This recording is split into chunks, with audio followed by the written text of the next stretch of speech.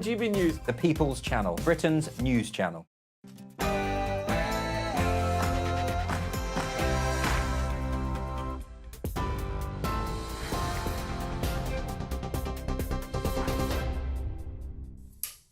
I'm Lisa Hartle in the GB News room. Gaza has been hit with a fresh wave of airstrikes. A number of explosions have been seen after Israel issued a warning to residents to leave the area. Leaflets were dropped in the north of the Strip saying if they stayed, their life was in danger and they may be identified as terrorist sympathisers.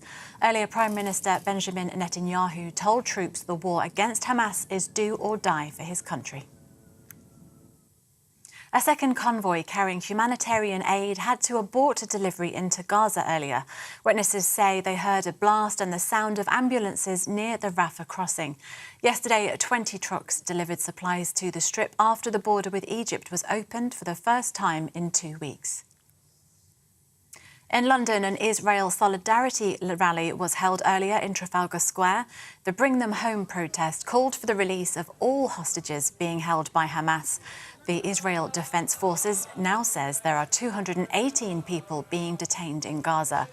Earlier, a man was arrested for allegedly shouting anti-Semitic abuse from a car driving past. It comes after days of pro-Palestinian protests and claims that some people have been inciting violence. Immigration Minister Robert Jenrick says the accusations are being taken seriously. I've written to all chief constables across the country saying that they should refer individuals that come to their attention to the Home Office. There is a legal process to be followed, but as and when we receive those, we will consider them, and if they meet the legal bar, then we will absolutely revoke and expel them, and the first case is already under consideration. In other news, 2 danger-to-life weather warnings have been issued in England in the wake of Storm Babette. Severe flood alerts are in place around the River Idle near Retford in Nottinghamshire, which is expected to reach record levels. The number of people who have died during the storm has risen to 4 after police found the body of 83-year-old Maureen Gilbert in Chesterfield. Manchester United has opened a book of condolence at Old Trafford following the death of Sir Bobby Charlton. The legendary footballer was a key member of England's World Cup winning team in 1966.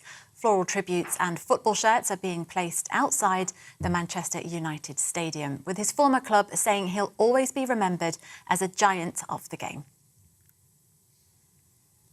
This is GB News across the UK, on TV, in your car, on digital radio and on your smart speaker by saying play GB News. Now it's back to Free Speech Nation.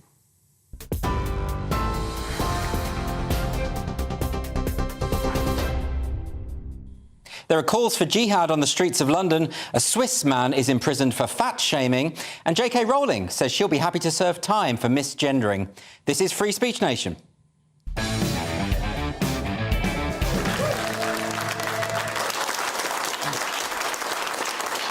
Welcome to Free Speech Nation with me, Andrew Doyle. This is the show where we take a look at culture, current affairs and politics. And coming up on the show tonight, Carol Decker from Tapau will be here to discuss her memorable music career and the time she got cancelled for saying Welsh was a foreign language.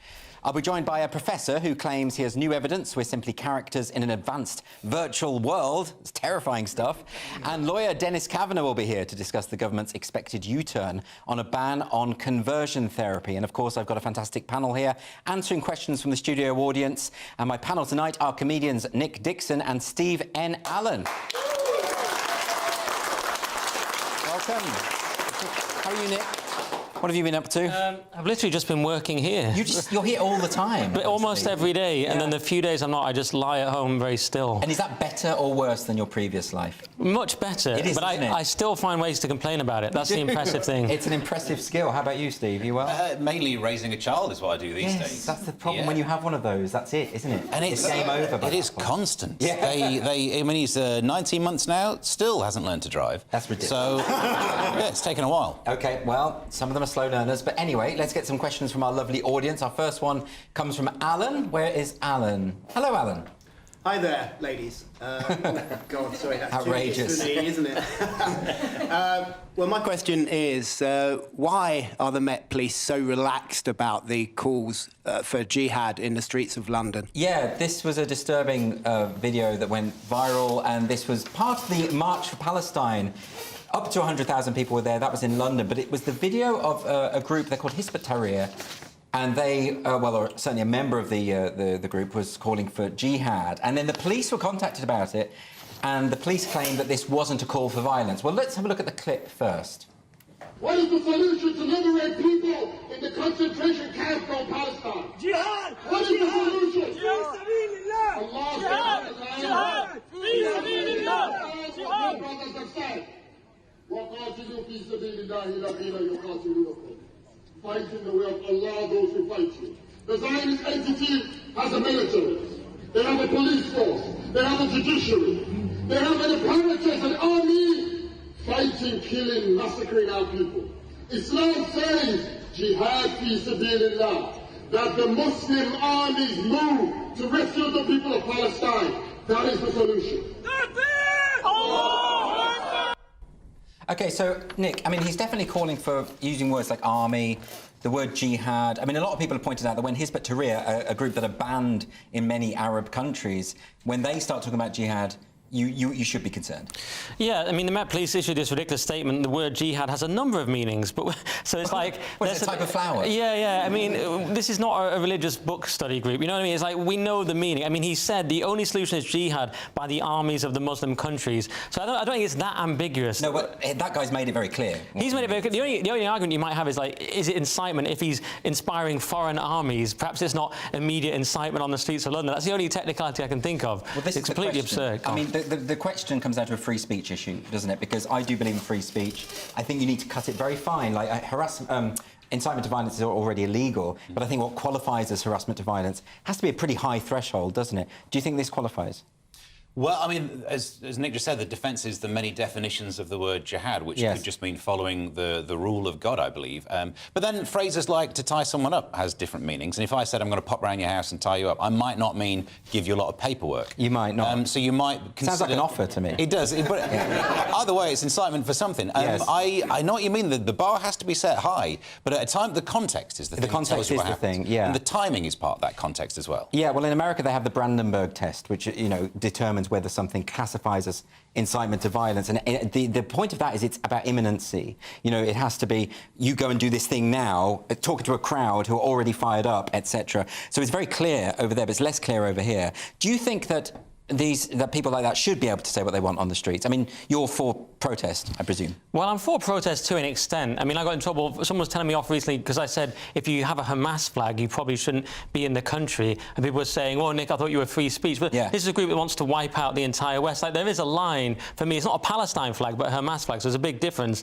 And I think it's become almost a cliche, but people are sick of the two-tier justice system. I mean, we had a lady who got a visit from the police for taking a photo of a sticker that was like a gender-critical sticker. Yeah. Kelly J. Keane got a visit for being, quote, untoward about a paedophile. So, and then we have a guy shouting for jihad on the street, and the Met Police are like, well, let's hear him out. Do you know what I mean? It's like, well, that's kind of important as well, the double standards element to this, which is actually really, really important. You know, Kate Scottow arrested in front of her child, thrown into a cell for calling a man who identifies as a woman a man. Now, I would suggest that if the police are going to be policing offensive speech, this would qualify, wouldn't it? Yes. There are lots of people who are offended by this. Yes, but I don't think you would... Well, you make that point, but I don't think you'd want the police to police every single word that everyone says. I don't. What I'm saying is, though, that the way they are currently doing it... It's hypocrisy. Well, it's not just hypocrisy. It comes across as having a kind of ideological drive. A kind of, you know, we'll do certain things if they go along with our beliefs and certain things that don't. Maybe it's not about the ideology, it's about what the next step will be. They fear the next step. So if you go around and ask someone, like, why did you take a picture of a sticker on a poster, there's not going to be a huge protest the next day.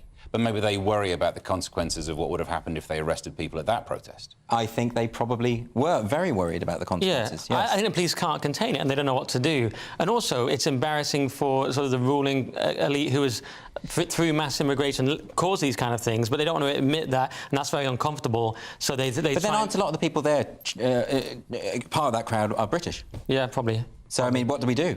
You know? Yeah, I don't know, but it has become this kind of anarcho-tyranny now, hasn't it, where you punish basically law-abiding people, for example, for taking a photo of a sticker. Yes. And you don't punish crime. This is what people call anarcho-tyranny, and this is what makes people so furious. Well, it's almost as though the police don't know how to apply the law in certain cases. I mean, we saw a police account on Twitter the other day claiming that calling someone a mean name is against the law, and it isn't. It just isn't. And even I know that. You know, because people do that to me all the time on Twitter. Can I get them arrested? Because that would actually really help. It would clean up my timeline. Yeah, people do that to you here, though, as well. They do, that's true. You were doing it earlier, weren't you? OK, let's get another question now from Roger. Where is Roger? Yeah. Hello. Hello. Is J.K. Rowling going to prison? Well, I do hope not. It's a good way to focus the mind, though, as a writer. It gives you lots of time. I mean, Jeffrey Archer came out with a book when he was in prison, didn't he? So, you know, he did pretty well. I don't think she emulates him particularly. But what I would say, so this is because there's been this big story last week, we discussed it on the show, where Labour are implementing, they say they want to toughen up hate crime legislation, and that would include causing offence to people who identify as different genders. And critics are saying, well, this could potentially mean that if you're classifying misgendering as a hate crime, it does lead to a 2-year prison sentence, potentially. So this is something that the critics are saying. Whether that would actually apply or not, we don't know. But J.K. Rowling has said, you know, if she needs to go to prison for 2 years, she'd be happy to, if it comes to this, because it's the principle of the thing. They're not going to send the author of Harry Potter to prison, are they? It seems unlikely, but it would be amazing, not because I don't like J.K. Rowling, but because it would expose the absurdity of the law. Like you say, she'd get a decent book out of it as well, there is that. But it's kind of like Trump at the moment. There's a gagging order on Trump that he couldn't say anything about Mike Pence, positive or negative, and he's one of his opponents in the primaries. So there were some people saying Trump should just go to prison to make the point. Yes. Then he'll get out on appeal anyway, probably in a couple of hours. So if J.K. Rowling went to prison, it would at least expose the absurdity of these laws. Yes. And what this at least proposed idea shows is that, once again, you say it can't get worse under Labour. It's going to be so much worse. I hate to break it to you. The Tories are incompetent, etc., we all know. But Labour are going to bring in things like this, which is just shocking. I mean, certainly a lot of feminists feel that Labour has really turned against them and is basically an anti-woman party at this point. I mean, what do you think of this? Do you think it's likely that these kind of legislations would come in? I got a problem with all the headlines on these stories that I think are misleading. The headline about the JK one was saying that she would rather go to prison than accept trans people. Which she didn't say that exactly. at all. That's not what she's saying. But then the Daily Mail's headline, like, you say the wrong gender and you're in prison for 2 years. No, it has to be deliberately done as trying to use that as your way of causing offence and hate, not just, Yeah, but even that is a problem. Who interprets that? But that's not what the headlines. No, that's right, and I agree with you 100% that the headlines are kind of they're skewing it however they want it to be skewed. But headlines are quite short, though, Steve. They can't get in everything you just said. No, I want the headline to be longer than the article. That way, I know what I need to know. That would help in terms of clickbait and nuance. But I mean, if you take the Irish hate crime bill, I mean, there are all sorts of problems with that. You know, the Irish government are saying, look, we're not going to lock people away for the things that they say. Trust us. But the legislation says that they can, right? And so that is... you don't want vague legislation on the statute books. You don't know who's going to be in power in 5 years' time. And I don't even trust the ones that are in power now, frankly. No, that I totally agree with. You want all of the details, all of the I's dotted and the T's crossed. Yeah, you do, really. So that they can't be an accidental, unintended consequence of a law. But they can't even define hate. You know, in terms of Irish hate speech law, they're saying, well, hate just it means hate. They use the word hate in the definition of hate, which is kind of the definition of a circular definition. The problem with the dictionary is it defines everything by words. It does. Where are you finding out what the words mean? But usually not the same words. No, but still... It's not like you look up the word cabbage, it says cabbage. It's a cabbage, you idiot. It adds duh to it as well. Yeah, exactly. Cabbage duh. Ridiculous. Anyway, let's go to another question now from Stephen. Is £96,000 a fair price to pay for diversity? It's a good question, Stephen. This is to do with the NHS, of course. The NHS...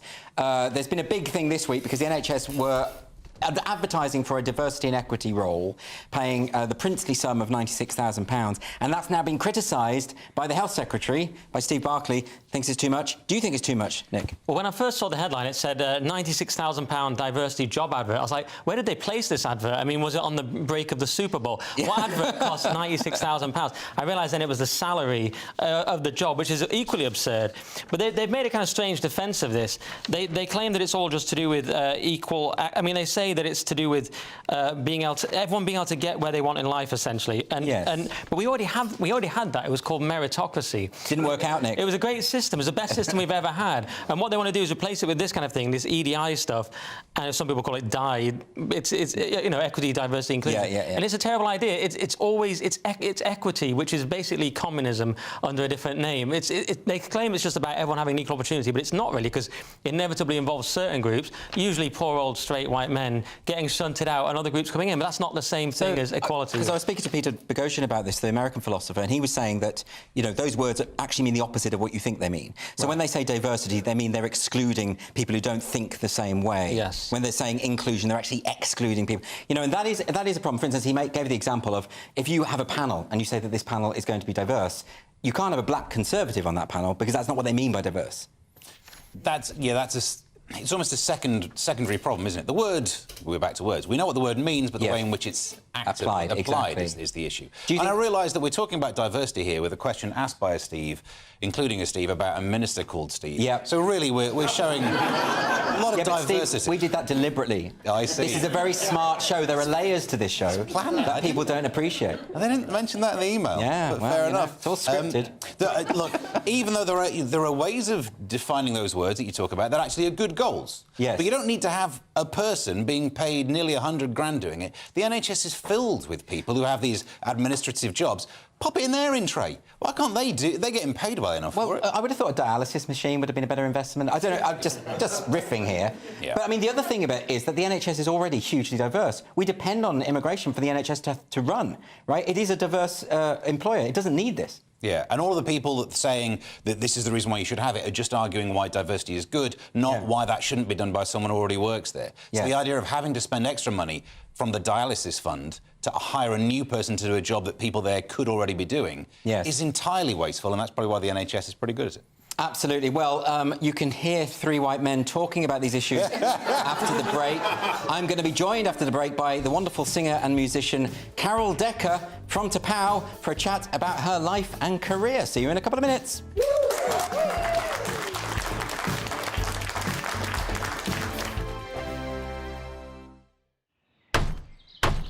Who is it? We're here for the show. This time! Welcome to the Dinosaur Hour. I was married to a therapist. And you survived? I thought we were getting Hugh Laurie. Second best. You interviewed Saddam Hussein. What's that like? I was terrified. I'm playing strip poker with these three. Oh! No, thank you. My CDs need to be put in alphabetical order. Are you going to be problematic again? The Dinosaur Hour. Sunday, the 29th of October at 9 on GBNews. What you get for breakfast is something that, if we do our jobs right, you will wake up to news that you didn't know the night before. It's a conversation. It's not just me and Eamon. We want to get to know you, and we want you to get to know us. From 6, it's Breakfast with Eamon and Isabel. Monday to Thursdays on GB News. Britain's news channel. People in Britain, they love free speech, but they also love fair play. I don't care if I'm speaking somebody from a trade union, from the Labour Party, somebody from the SNP. And I think the viewers like to see that actually we can challenge one another, but in a positive way. We think we ask the questions that people want to ask, and often we ask the questions that we wanted to ask in Parliament but never got the chance to ask. So join us every Saturday, 10 a.m. till noon on GB News, Britain's news channel. Nightmare commute. Kick it up a gear with me, Patrick Christie's, at drive time, 3 till 6 p.m, Monday to Friday on GB News Radio. You can listen online and on DAB+, on the smart speaker app, and on the GB News app. And if you've got an Alexa, all you have to say is, Alexa, play GB News. We're also on TuneIn and the Radio Player apps. From the school run to rush hour, get revved up with me, Patrick Christie's, on GB News and GB News Radio.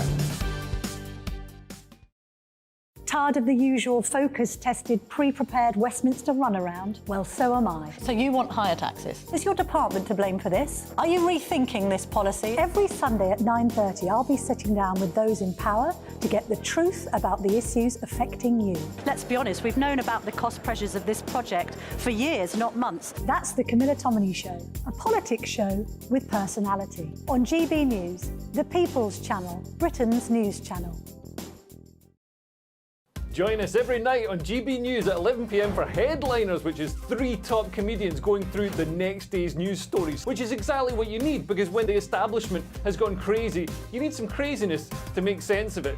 Headliners. You don't have to bother reading the newspaper. We've got it covered for you. Every night at 11 p.m. and repeated every morning at 5 a.m. We won't send you to sleep like some of the other paper review shows out there. So join us 11 p.m. every night on GB News. The People's Channel, Britain's news channel.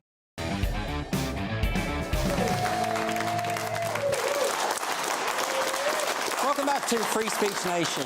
So, my first guest tonight is singer and musician whose career has spanned a long time, 5 decades, and it was, although it was the 5 weeks spent at #1 with her band Tabao in 1987 that brought her global fame, and of course it's the single China in Your Hand, reaching #1 in 7 countries. Please welcome Carol Decker.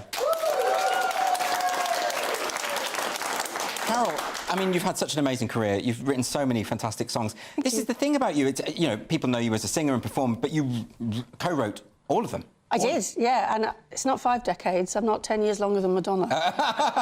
No, sorry, 4 decades. 4 decades, yes, yeah. Yes, that's an important correction. That's where the similarity ends. We don't have quite the same bank account or career. Is that right? Give it time. Madonna's on the slide. Yeah, I'm an 80s babe, yeah. She's got that knee problem. She does, exactly. It's over for Madonna. It's over for Madonna. But, no, you know, you've written so many incredible songs, and people would be interested to know about how are you inspired to do this? They probably don't know that China in Your Hand is partly based on Mary Shelley's Frankenstein. It is, yeah. So songwriting for me and for my mainly songwriting partner, Ron Rogers, it's quite eclectic. So we can get ideas from some chords, a melody. Heart and Soul, our first big international hit, was written because we got a keyboard with a sequencer in. So you can program the notes and it plays on a loop. And Ronnie programmed in dun dun da da dun dun dun, which is the bass line to Heart and Soul, and so we wrote that song around a new toy. And then I do love my telly, and I do love a documentary. So I was watching this fantastically informative documentary about Frankenstein. Yeah. And I didn't know that Mary Shelley, well, she was married to Percy Bysshe Shelley, and she was 19 when she wrote it. Yes. And it was this big Pulp Fiction hit and caused so much fracture in their sort of elite intellectual group of friends. They fell out with Lord Byron. It was, you know, there was lots of bitchiness going on. And I thought, well, that's wheels within wheels. So the whole thing with Frankenstein, where man plays God and he creates, you know, in his own image, and it's a terrible tragedy. It's a very sad story. Yes. And then within that story is all the trouble the book caused. So it captivated me, and I wrote the song China in Your Hand, which is like fragility, be careful what you wish for. Yeah, be careful of your dreams becoming reality and everything that can happen. Yeah. And it's interesting, isn't it, that, you know, I've been listening also to some of your more recent songs, and they're just as good as the older songs, and there's a real continuity in terms of what you do, and it's just some things take off at some points and some things don't. Heart and Soul was huge in America, but not so big here, right? It was a huge flop here, and it was thanks to the American public and the Billboard chart and the late, great Casey Kasem, who seemed to wear a Christmas sweater every day of the year, who pioneered us, and it got re-released in the UK. Yes. And it went to #4 in the UK, and then it went top 5 around Europe and lots of other places as well. So we got a reprieve. But, yeah, it was... the label over here were not happy, and they're brutal record companies. You're out if you don't make them their money back straight away. Absolutely. So we got a reprieve and then got to have... But when you started Tabao, did you expect it to become as big as it did? No, not really. I don't know what I expected entirely. All I wanted was I wanted to have a single out. Yes. And then I wanted to be on Top of the Pops, because that's... Who doesn't? Yeah, that was the show that we all watched, and it was multi-generational, and there wasn't much choice then, was there? There was just that one big show. So it's like, box, tick that box, tick that box.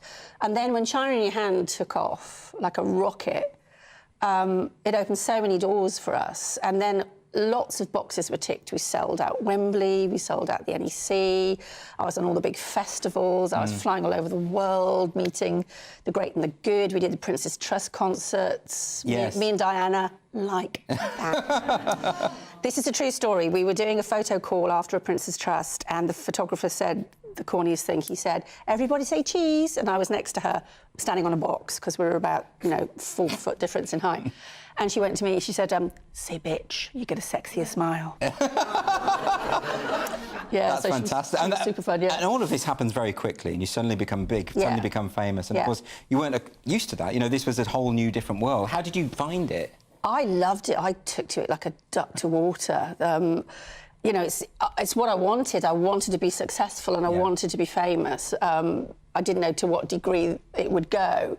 So I got used to it very, very quickly. I know some of the bands struggled a bit, particularly Ronnie Rogers, who was my partner at the time. He's quite a reserved guy, and he found a lot of the attention quite a strain. He's much more of a proper creative musician. I was going to be a star. I was ready for my close-up. He's not a diva, no. He's not a diva. No. And it was hard on the rest of the band. A lot of them were married. At one point, we were on the road for 17 months straight. All those marriages all went... Really? Well, you're away from home. In our business, the more successful you get, the more you're away from home. It's really... Yeah, you hear about the stress on famous people when they're out on the road. Oh, they can find comfort. There's always someone in the crew ready to comfort. Oh, OK. Let's not get too many details on that. But, you know, we should definitely see a clip of you performing, if that's all right, Carol. I think we've got something lined up. Let's have a look.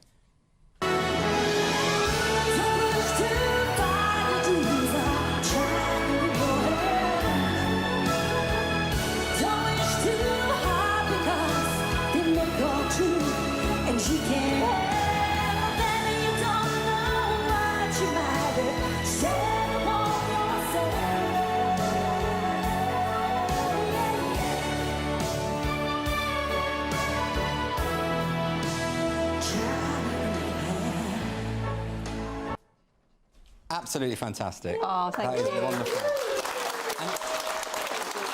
And that's... I mean, it really suits that big kind of song, having a full orchestra. That was last year, wasn't it? That was probably a couple of years ago, but I've done that show last year. Yeah. So that same orchestra, which is Opera North, who are... Big shout-out to Opera North, they're fantastic, and Cliff Masterson, our conductor there. And yes, well, obviously, back in the day, we used synthetic strings. Yes, and that exactly. they were born in the 80s, those big Jupiter 8 keyboards and the amazing sounds. You couldn't tell it wasn't an orchestra, to be honest. But to play with that calibre of musician, I do a lot of orchestral shows now. I did a huge tour across Germany last December with a 60-piece orchestra. Tingles up the back of my neck every night. They're just epic, and it's such a privilege to work with them. But you do like the drama, don't you? Just I don't mean that. I mean, in terms of the style of songwriting as well. I mean, there is actually a big range of styles and things. You know, a song like Soul Destruction, very different to that kind of song, very poppy. Yeah. But you also have the big ballads, and it feels like you really let yourself go when it comes to those sorts of songs. I do, and a lot of those songs, I have to give Ronnie his credit, because Ronnie loves hymns. Right. And, you know, and his dad used to play the organ. So, you know, all those massive chord I'm always ripping hymns off. Really? Didn't realise they were the source of inspiration. Well, no, just that kind of style. Yeah. I don't want to get sued by God. That kind of style, the magnificent chord progressions. And for me, my parents' record collection, my father in particular, all the divas, Barbra Streisand, Shirley Bassey, Ella Fitzgerald, Dinah Washington. So I was raised on big voices and big hair. Big voices, big hair. That's a great motto. And, you know, those sort of shows you're doing all the time now, and they're big stadiums now. And there's something very interesting about what they call it the Rewind Festival, for instance, where there's various bands from the 80s and 90s coming together, and they're hugely popular, aren't they? Absolutely massive. The original Rewind is in Henley-on-Thames.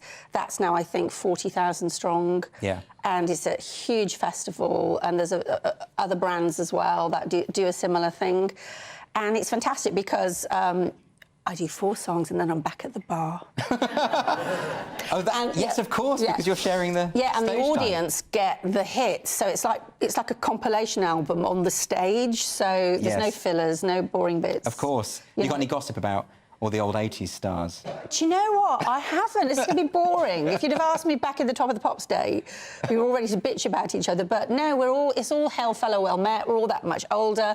And we've all survived in a very tricky business. Yes, so it's usually a glass of wine and how you doing, and I'll see you at the next one, because we bump into each other all the time. It's You know, we're all on these different festivals and we're always working together all the time. It's great. In terms of the whole process and career, what do you prefer? Do you prefer getting in the studio, crafting the songs, putting it all together, or is it things like that, just being out in front of the audience? It's a combo of both. I love making a song work, and it still fascinates me 40 years after I wrote my first song, listening to some crumb of an idea build and get created and get layered and all the rest of it.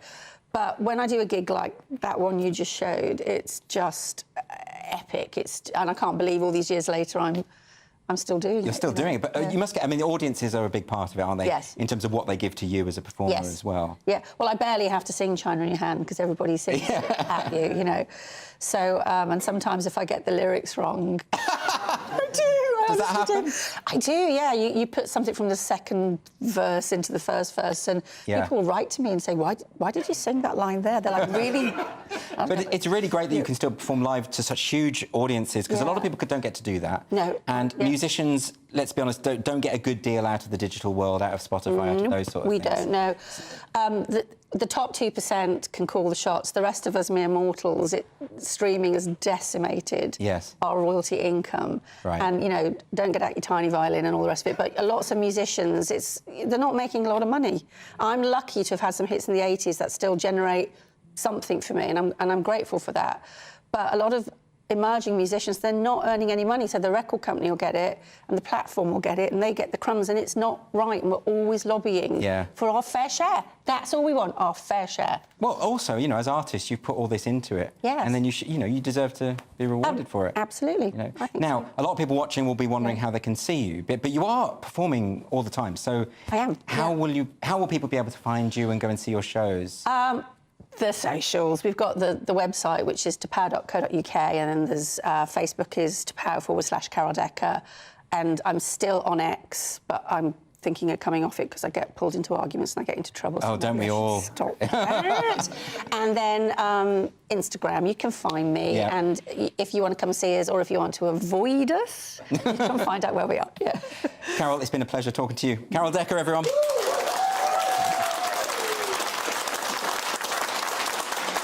Coming up next on Free Speech Nation, are we living in a computer simulation?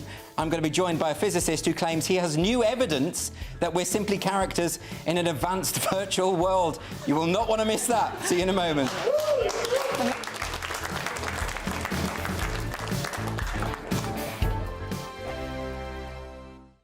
I'm Andrew Doyle. Join me at 7 o'clock every Sunday night for Free Speech Nation, the show where I tackle the week's biggest stories in politics and current affairs with the help of my 2 comedian panellists and a variety of special guests. Free Speech Nation, Sunday nights from 7 on GB News, the People's Channel, Britain's news channel.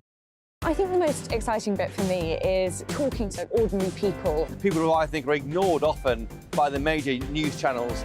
We're going to give news they want to hear. There's a voice there that needs to be heard. I think there's a chance here for a diversity of opinion to be expressed, which you don't find elsewhere. It's really exciting. We don't hold back. We're free to say how decisions that are taken here affect us all around the country. Only on GB News, the People's Channel, Britain's news channel. There's only 3 people you can trust in life. Your doctor, your lawyer, and your nana. I'm not sure. So join me, Nana Are Queer, at 3 p.m. every Saturday and Sunday, where we discuss the biggest topics of the weekend. Be ready for battle. Could you be quiet? What is this? It's my new teeth. It's your new teeth. I don't bite. Well, not without a good reason. Always honest, always fun. Every weekend at 3 p.m. on GB News, the People's Channel, Britain's news channel. So Jubes and Kerr, we tackle the issues of the day with real, robust debate, both sides of the fence, battling it out with me in the middle with my forthright opinions and views. And often really interesting things happen because you start with a position and then by the end of the debate you find actually, well, I might not have thought about that one. What we need in this country is 2 new political parties. You should maybe think about doing a 2024 calendar. I'm Michelle Dewberry and I'm keeping you company right through until 7 o'clock this evening. GB News, the People's Channel, Britain's watching. Join us every night on GB News at 11 p.m. for Headliners, which is 3 top comedians going through the next day's news stories, which is exactly what you need, because when the establishment has gone crazy, you need some craziness to make sense of it. Headliners. You don't have to bother reading the newspaper. We've got it covered for you. Every night at 11 p.m. and repeated every morning at 5 a.m. We won't send you to sleep like some of the other paper review shows out there. So join us 11 p.m. every night on GB News. The People's Channel, Britain's news channel. Who is it? We're here for the show. More energy this time! Welcome to the Dinosaur Hour. I was married to a therapist. And you survived? I thought we were getting Hugh Laurie. Second best. You interviewed Saddam Hussein. What's that like? I was terrified. I'm playing strip poker with you three. Ah! No, thank you. My CDs need to be put in alphabetical order. Are you going to be problematic again? The Dinosaur Hour. Sunday, the 29th of October at 9 on GB News.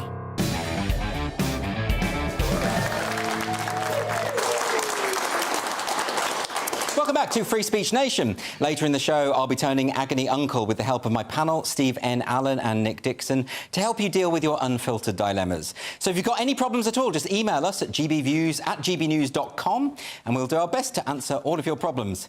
So many of you will be familiar with the blockbuster movie franchise The Matrix. The film's protagonist, Neo, played by Keanu Reeves, discovers we're living in a simulated reality hundreds of years from now. But what if it was true?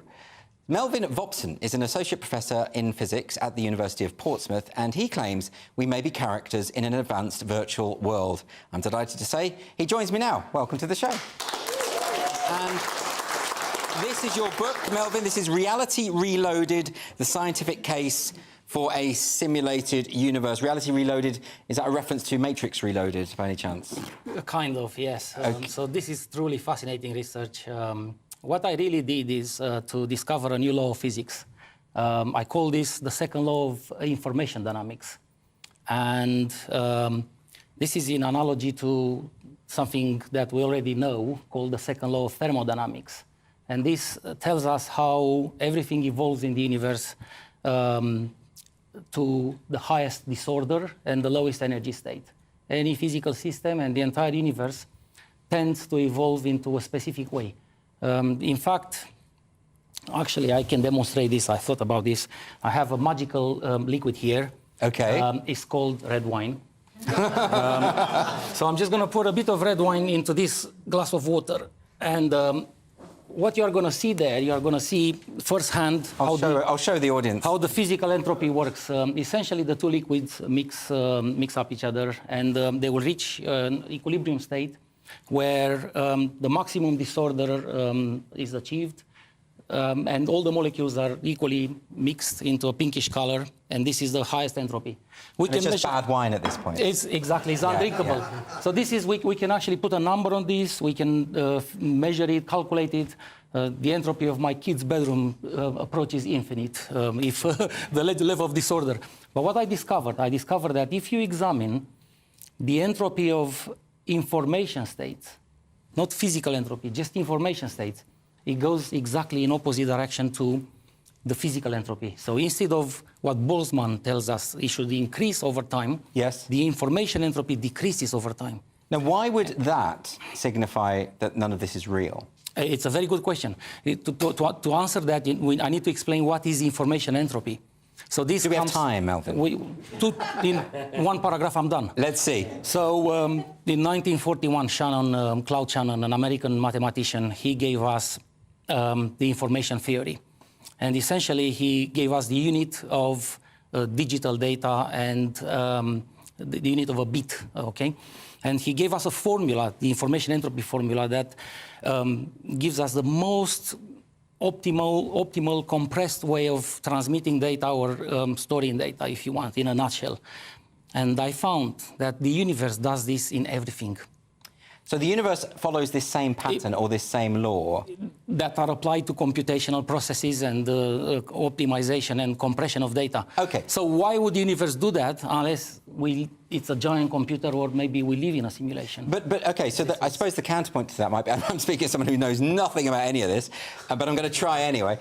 If you're detecting that the natural world follows these laws and patterns that are reminiscent of the way that computers work and computer systems operate, but surely if this is a world that is created by computers, they might... oh no, am I getting this... How does this work, Mel? Like, could it not be... This is just a fingerprint. This is just a supporting evidence. I'm not saying we're in a simulation. All I'm saying is I discovered a new law. Yes. It's a mega addition to physics and to our tools to understand nature and the universe. So you've outlined it in this book? It's in there, yes. OK, do you talk at all in the book about how... What would the ramifications be, though? I mean, you know, if you say we're in a simulation... That's a good question, yeah. Who is simulating us? Who runs the simulation?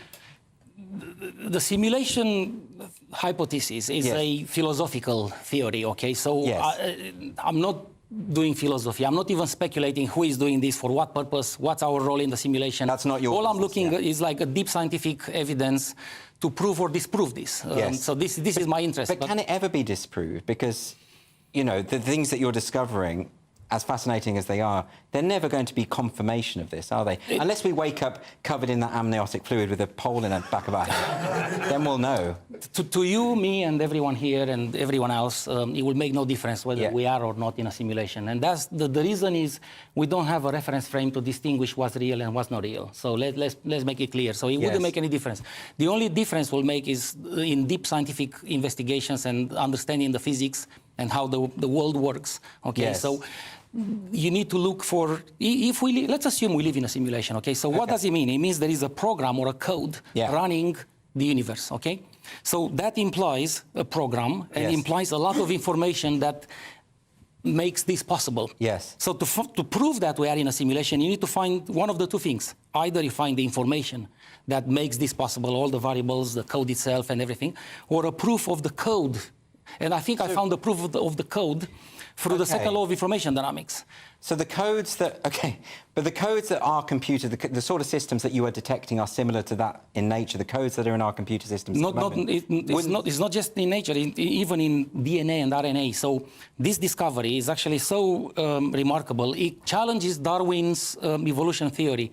I discovered that genomes are mutating, not randomly, as is the consensus today. I discovered they are mutating in a way that always their information entropy reduces. So even living organisms are following this rule that permeates the entire universe and transcends physics, biology, cosmology, everything, atomic physics.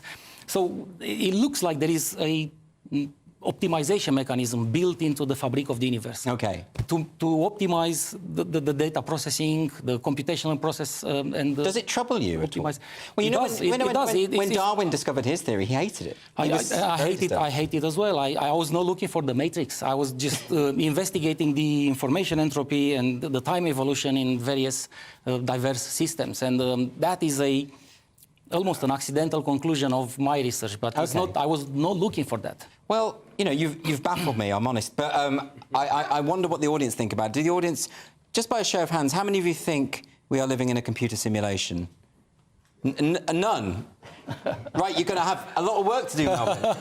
Well, buy my book. But you have got a book, and the book is called Reality Reloaded, The Scientific Case for a Simulated Universe. Good luck with it, Melvin. I will read it, because I'm fascinated, but I don't pretend to understand any of it. Thank you. OK, thanks, Melvin. And next on Free Speech Nation, it's our regular dive into the arts and culture. I'm going to be joined by historian and writer David Oldroyd Bolt. Do not go anywhere. Thanks, Melvin. Thank you so much. I haven't... Who is it? We're here for the show. More energy this time! Well, Welcome to the Dinosaur Hour. I was married to a therapist. And you survived? I thought we were getting Hugh Laurie. Second best. You interviewed Saddam Hussein. What's that like? I was terrified. I'm playing strip poker with you three. Oh! No, thank you. My CDs need to be put in alphabetical order. Are you going to be problematic again? The Dinosaur Hour. Sunday, the 29th of October at 9 on GB News. Tired of the usual focus-tested, pre-prepared Westminster runaround? Well, so am I. So you want higher taxes? Is your department to blame for this? Are you rethinking this policy? Every Sunday at 9:30, I'll be sitting down with those in power to get the truth about the issues affecting you. Let's be honest, we've known about the cost pressures of this project for years, not months. That's the Camilla Tominey Show, a politics show with personality. On GB News, the People's Channel, Britain's news channel. Join me, Patrick Christie's, Monday to Friday, 3 till 6. We tackle the day's news agenda like you've never seen before. It's high tempo, high octane, the most controversial topics, and the best guests. You will not be able to take your eyes and ears off it. I'm not afraid to ask the questions that you really want answered. 3 till 6 p.m, Monday to Friday on GB News, the People's Channel, Britain's news channel. Now then, Lee Anderson here. Join me on GB News on my show, The Real World, every Friday at 7 p.m. I'm not eating bloody cat. Are you Delicious. mental? Open your mouth. OK, here comes a train. Reminds me of the scene in Singing in the Rain. Adam, is that a good one?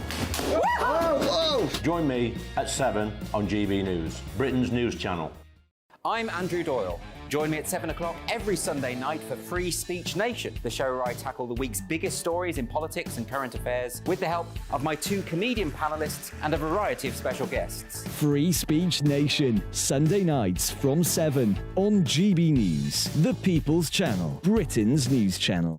GB News, unlike other broadcasters, isn't obsessed with the London-Westminster bubble. We think there's a nation beyond the M25, and that's why we talk about the issues that matter across the land. Join me on State of the Nation, 8 to 9 o'clock, Monday to Thursday, on GB News. Daisy's listening, and you should too. I think the most exciting bit for me is talking to ordinary people. People who I think are ignored often by the major news channels. We're going to give news they want to hear. There's a voice there that needs to be heard. I think there's a chance here for a diversity of opinion to be expressed, which you don't find elsewhere. It's really exciting. We don't hold back. We're free to say how decisions that are taken here affect us all around the country. Only on GB News, the People's Channel, Britain's news channel.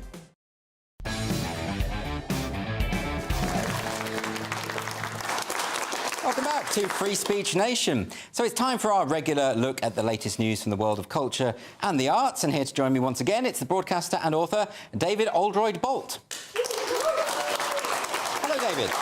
As usual, thank you for coming back. As usual, you have a few stories up your sleeve relating to the world of arts and culture. What would you like to start with? Well, let's start by saying happy birthday, Franz Liszt. Everyone was thinking that. Yes, I know. Yeah. It's on everybody's tongue. I was in the pub at lunchtime and nobody could talk of anything else. Franz Liszt was born on this day in 1811, and for those of you who are having a slight memory blank, he was the great Hungarian composer, the first real rock star of music. Before Liszt, there had been celebrated musicians, but Liszt was the first to travel around the then known world. He went from America to Russia and right down all around Europe. Women would take locks of his hair, they would take his cigar butts, they would swoon over him and catch his gloves that he would throw into the audience. And the suffix omania was coined for Liszt, Listomania. So he is the Tom Jones of his day. He was, by my delight. Sorry, I shouldn't say that. We'll get cancelled. We probably will. And Liszt, you know, as I say, this wonderful pianist. And on Wednesday night at the Queen Elizabeth Hall at the Royal Festival Hall in London, the wonderful English pianist, there aren't too many of those of this level, Benjamin Grosvenor, who's a very young man. He first came to public attention at the age of 10 when he won BBC Young Musician of the Year. So, he was extraordinary and gave a recital that was entirely in the key of B minor, which might sound odd, but over the course of the evening, of course, the music goes through different keys. The centrepiece of this was Liszt's great piano sonata in B minor. which is written... Which people probably know. I'm sure they will. It is one of the monumental pieces in the piano literature. It was dedicated to Robert Schumann, although Robert's wife Clara disliked it intensely, which, in my view, just makes it a better piece of music. It was written and premiered in 1854, an extraordinary work, and Ben preceded this with a modern work by Sofia Gulbenkian. Well, I say modern, it was post-Second World War, and finished it with Chopin's Third Sonata in B minor, Opus 58. It was a marvellous recital, and I think it's lovely to see a young pianist really daring to perform in a somewhat old-fashioned way. Yeah. He's not straight down the line, terribly earnest. He takes liberties with tempo that people don't nowadays take. It harks back to a much earlier performance tradition, which is, in fact, in the performance tradition of that period of music. So that was lovely to hear. When you say about Liszt's popularity, I mean, people think of that kind of mania as being associated with very much our age, the Beatles, Elvis Presley, that kind of thing.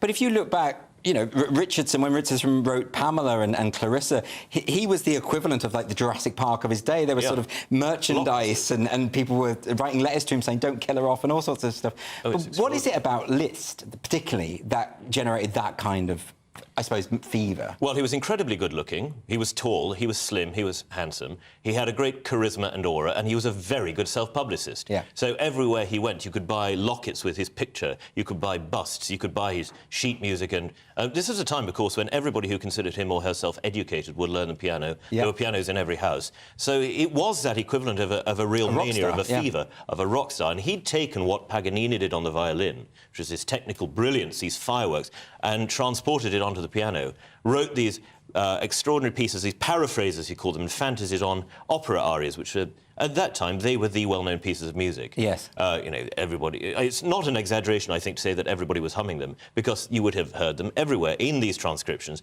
and he made spectacle out of music, which really was extraordinary for the time. He invented the piano recital. We all think now of the pianist on stage with the piano side onto the audience. He was the first to do that. So he was a showman? He was a brilliant showman. Yeah. And then, from the 1840s onwards, stopped. Yes. And took minor orders and became l'abbé Liszt. He took minor Catholic orders, I should say, and became very severe and withdrawn and sort of really said, no, that was my young life, and now I give my life to the church. And he gave his life to performing for the benefit of charity. But he had, and this is the point of tonight's story, tonight he's being performed in Budapest, only the second performance in Europe, anywhere, in fact, of the one act that survives of an opera by Liszt. And this is thanks to a Cambridge academic who went and found in the Goethe archive in Weimar this 152-page sketch, really, of Sardanapalo. Now, Sardanapalo, or Sardanapalus, is a poem by Byron, which was dedicated to Goethe, who lived in Weimar, so there's a big Weimar connection here, about a terribly un-PC thing, an Assyrian king whose Ionian slave girl falls in love with him and tells him he's got to defeat these dreadful rebels who are invading the kingdom. So it's just what the people are going to love to hear. Absolutely. And Sardanapalus, in this one act we have of Liszt's, is an incredibly intriguing piece because it shows that Liszt was absolutely on top of what was then the predominant operatic theme, that is the Italian bel canto, but was bringing into it all of his own musical ideas. There's a bit of Wagner in there, who became his son-in-law. There is lots of Liszt's own style of fireworks and his own harmonic idiom. He clearly understood what Verdi was doing over the previous sort of 10 years. But I think it really points out that had Liszt decided to abjure entirely his pianistic idiom, he would have been a seriously brilliant opera composer, and it's a great shame he didn't pursue that. And you're saying this is only the second time it's been... Yes, it was performed first in Cologne, and now it has been given in Budapest by Kirill Karabits, who gave the first performance. It was supposed to happen in Budapest 2 years ago, which would have been the 210th anniversary of Liszt's birth, but because of COVID it didn't. Yes. So it's happening tonight as the culmination of the Liszt Festival. Budapest, of course, was the capital city of Hungary. Liszt was Hungarian ethnically and wrote probably his most famous pieces to the general public, the Hungarian Rhapsodies. When there was a great flood in Budapest, he gave a concert which raised the money to redo all the damage and build the bridge. He was an extraordinary giver to charity. And those of you who want to hear it, you can go on YouTube and search for Sardanapalus Liszt, Kirill Karabits, and there is the recording from the first performance. It's a most wonderful piece. It's only 50 minutes long because just the first act, but I think it shows what Liszt could have become. And for those who love his music and want to hear something different, it's there. And for those who love 19th century opera, it's a really intriguing thing. So definitely worth checking out. Yeah. You've also got another story that you wanted to cover this week. Yes. What's this one about? This is the third annual series of Sir Roger Scruton Memorial Lectures. I'm sure everybody knows that Roger Scruton was a great British philosopher, died in 2020, just before the COVID pandemic hit, and before his death was cancelled horribly after he was traduced by the New Statesman he was accused of having said that all Chinese people were alike and that there was no difference between them, they were automatons. This was a quote taken out of context entirely. The New Statesman later apologised. Well, he was saying the opposite, wasn't he? He was saying that the Chinese government treated them that way. Exactly. But he was cut up to make it seem like he had said this, and to its, I hope, eternal shame, the Conservative Party binned him from the commission on which he then sat, the Building Back Beautiful Commission. Conservative MPs leapt to condemn him, and he was treated in the most appalling way. Now, just before he died of cancer, he was redeemed, but it was a very poor way to treat a great public servant and a great public intellectual. Now, for the past 2 years, 3 years now, these lectures have happened. Douglas Murray began last week on Monday, talking about the life and legacy of Sir Roger Scruton, and that ended with Kevin Spacey, who your viewers, I'm sure, will remember, was found not guilty of the things of which he was accused, reading the great soliloquy from Timon of Athens, which you, as a Shakespeare scholar, will know, where he complains of all the people having turned against him. Yeah, very apt. Yes, indeed. And then we had Alexander Stoddart speaking about iconoclasm and why people pull down statues. Yes. Tomorrow night, Lionel Shriver, the Spectator columnist and novelist, speaks about what the effect is on culture when people wish to cancel. And then finally, on Wednesday night, Peter Thiel, who was a founder of PayPal, early investor in Facebook, early investor in SpaceX, will talk about the diversity myth. And is this still happening at the Sheldonian? This is at the Sheldonian. It's free to attend. It begins at 5:30 on Monday and Wednesday, goes on until about 7 o'clock, and I really, really recommend that all of you who can get there do. And it's great that they are talking about these issues relating to cancellation and ostracisation, etc. But, of course, Scruton wrote about so much more. Yes. Well, Scruton was the great polymath. There is nobody in post-war British intellectual life to compare with him. He was a composer, he was an aesthetician, he was a novelist, published novelist. He wrote of politics, he wrote of history, he wrote of culture, he wrote of wine, he wrote of pretty much anything that you could turn your mind to. Roger, at some point or another, did so. And I think his resurrection post-mortem, I think it's apt to remember those lines of Tennyson: though much has gone, much yet abides. That which we are, one equal temper of heroic hearts, made weak by time and fate, but strong in will, to strive, to seek, to find, and not to yield. Because Roger never yielded. Even at the end, when he was cancelled, he never yielded. Well, that's a great note to end on. David Eldreboy, thanks very much indeed. That's all we've got time for. But join us, because there's a lot more now to come between now and 9 o'clock. See you in a moment. Hello there, welcome to your latest GB News weather forecast. I'm Craig Snell. Well, looking ahead to tonight, for most of us it should be largely dry, but it's going to turn quite chilly. Could even see some icy patches across the north. That's all down to this ridge of high pressure, which is just building in for a brief time, settling the weather down, albeit very briefly. As you can see, this next area, low pressure, just waiting out in the Atlantic. So as we end Sunday, most of us will end on a largely dry and clear note. Still the risk of a few showers across some western parts, but under the clear skies, especially across parts of Scotland, the far north of England, we could just see a few icy stretches. So just be aware if you are out and about, and just take a little bit extra time on your journeys. So as we start Monday morning, most of us start off on a fairly bright note. A few mist and fog patches possibly first thing. But for most of us, it's going to be a largely dry and bright day. Risk of some rain at times for Northern Ireland, maybe the far west of Wales, southwest England too. And all the time, the best of sunshine really up across parts of Scotland. And for most of us, temperatures throughout the day very similar to what we've seen over the weekend. Into Tuesday, a very different day for a large part of the UK. Rather cloudy with some outbreaks of rain, but that rain could potentially be fairly heavy across eastern parts of England. Best of sunshine into the afternoon down towards southwest England, and actually a good part of Scotland staying largely dry. But that really sets us up for an unsettled middle part of the week. Temperatures generally around average. Who is it? We're here for the show. More energy this time! Welcome to the Dinosaur Hour. I was married to a therapist. And you survived? I thought we were getting Hugh Laurie. Second best. You interviewed Saddam Hussein. What's that like? I was terrified. I'm playing strip poker with you three. No, thank you. My CDs need to be put in alphabetical order. Are you going to be problematic again? The Dinosaur Hour. Sunday, the 29th of October at 9 on GB News. Who is it? We're here for the show. More energy this time! Welcome to the Dinosaur Hour. I was married to a therapist. And you survived? I thought we were getting Hugh Laurie. Second best. You interviewed Saddam Hussein. What's that like? I was terrified. I'm playing strip poker with you three. No, thank you. My CDs need to be put in alphabetical order. Are you going to be problematic again? The Dinosaur Hour. Sunday, the 29th of October at 9 on GB News.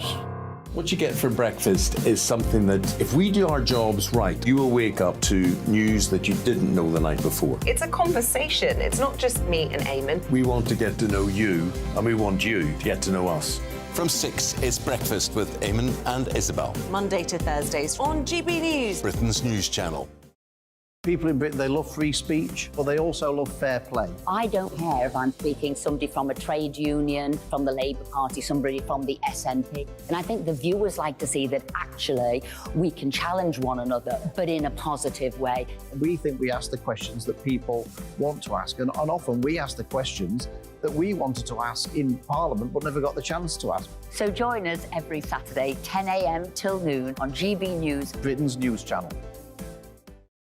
Nightmare commute. Kick it up a gear with me, Patrick Christie's, at Drive Time, 3 till 6 p.m, Monday to Friday on GB News Radio. You can listen online and on DAB+, on the smart speaker app, and on the GB News app. And if you've got an Alexa, all you have to say is, Alexa, play GB News. We're also on TuneIn and the Radio Player apps. From the school run to rush hour, get revved up with me, Patrick Christie's, on GB News and GB News Radio.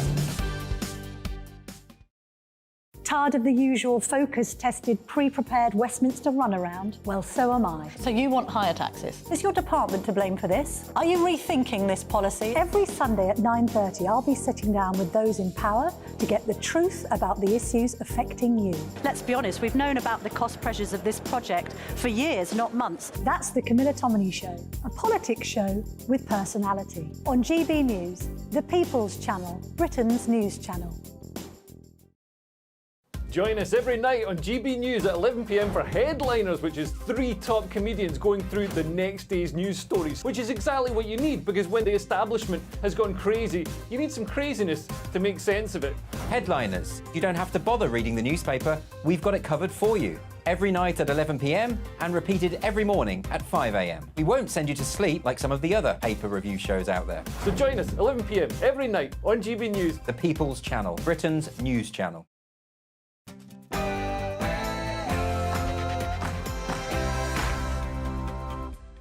And there's plenty more still to come on Free Speech Nation this week, but let's get a news update first from Lisa Hartle.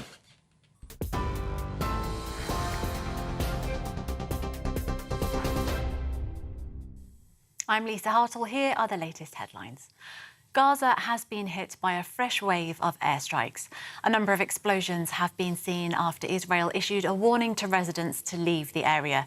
Leaflets were dropped in the north of the Strip saying if they stayed, their life was in danger and they may be identified as terrorist sympathisers. Earlier, Prime Minister Benjamin Netanyahu told troops the war against Hamas is do or die for his country. A second convoy carrying humanitarian aid had to abort a delivery into Gaza earlier. Witnesses say they heard a blast and the sound of ambulances near the Rafah crossing. Yesterday, 20 trucks delivered supplies to the Strip after the border with Egypt was opened for the first time in 2 weeks. In London, an Israel solidarity rally was held earlier in Trafalgar Square. The Bring Them Home protest called for the release of all hostages being held by Hamas. The Israel Defense Forces now says there are 218 people being detained in Gaza. Earlier, a man was arrested for allegedly shouting anti-Semitic abuse from a car driving past. It comes after days of pro-Palestinian protests and claims some people have been inciting violence. Immigration Minister Robert Jenrick says the accusations are being taken seriously. I've written to all chief constables across the country saying that they should refer individuals that come to their attention to the Home Office. There is a legal process to be followed, but as and when we receive those, we will consider them, and if they meet the legal bar, then we will absolutely revoke and expel them, and the first case is already under consideration. In other news, 2 danger to life weather warnings have been issued in England in the wake of Storm Babette. Severe flood alerts are in place around the River Idle near Retford in Nottinghamshire, which is expected to reach record levels. The number of people who've died during the storm has risen to 4 after police found the body of 83-year-old Maureen Gilbert in Chesterfield. Manchester United has opened a book of condolence at Old Trafford following the death of Sir Bobby Charlton. The legendary footballer was a key member of England's World Cup winning team in 1966. Floral tributes and football shirts are being placed outside the Manchester United Stadium, with his former club saying he'll always be remembered as a giant of the game. This is GB News across the UK, on TV, on digital radio and on your smart speaker by saying play GB News. Now it's back to Free Speech Nation.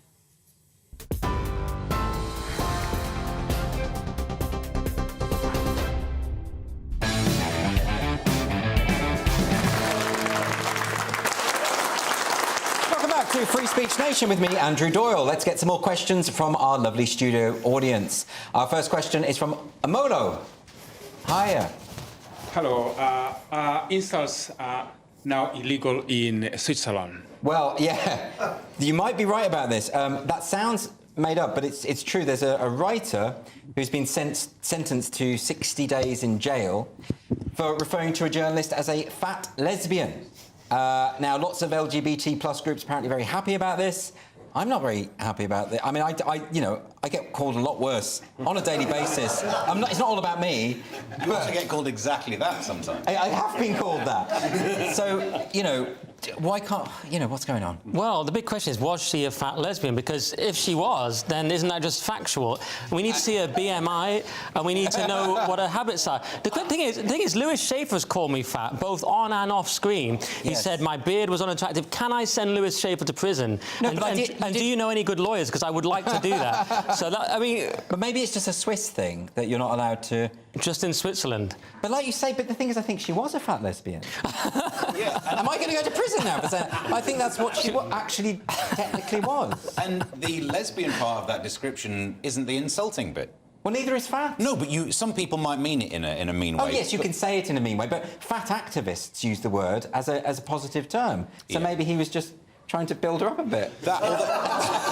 I should have been his defence. Yeah, that argument's done an awful lot of gymnastics, hasn't it, to turn that around? But I meant it in a nice way. Seems like a bit of a stretch. No, I get that, because, gay used to be a playground insult. The way you say it. If you say, oh, you're gay, that's not insulting. Oh, you're gay, that's clearly... But either way, you shouldn't go to prison for it, is my view. That's true. You're right. If it is an insult... I mean, there are other things as well. I think in the article it was saying he called her deranged. That's worse, isn't it? Deranged is worse. So why aren't we paying attention to that? I think we might end up having the battle in the wrong area. Yeah, but this is the question with all these sort of speech laws, hate speech laws coming in across Europe, and no one really knows what hate means. Everyone's defining it differently. I mean, that really worries me, Nick, because, it's happening in Ireland, it's happening in Scotland.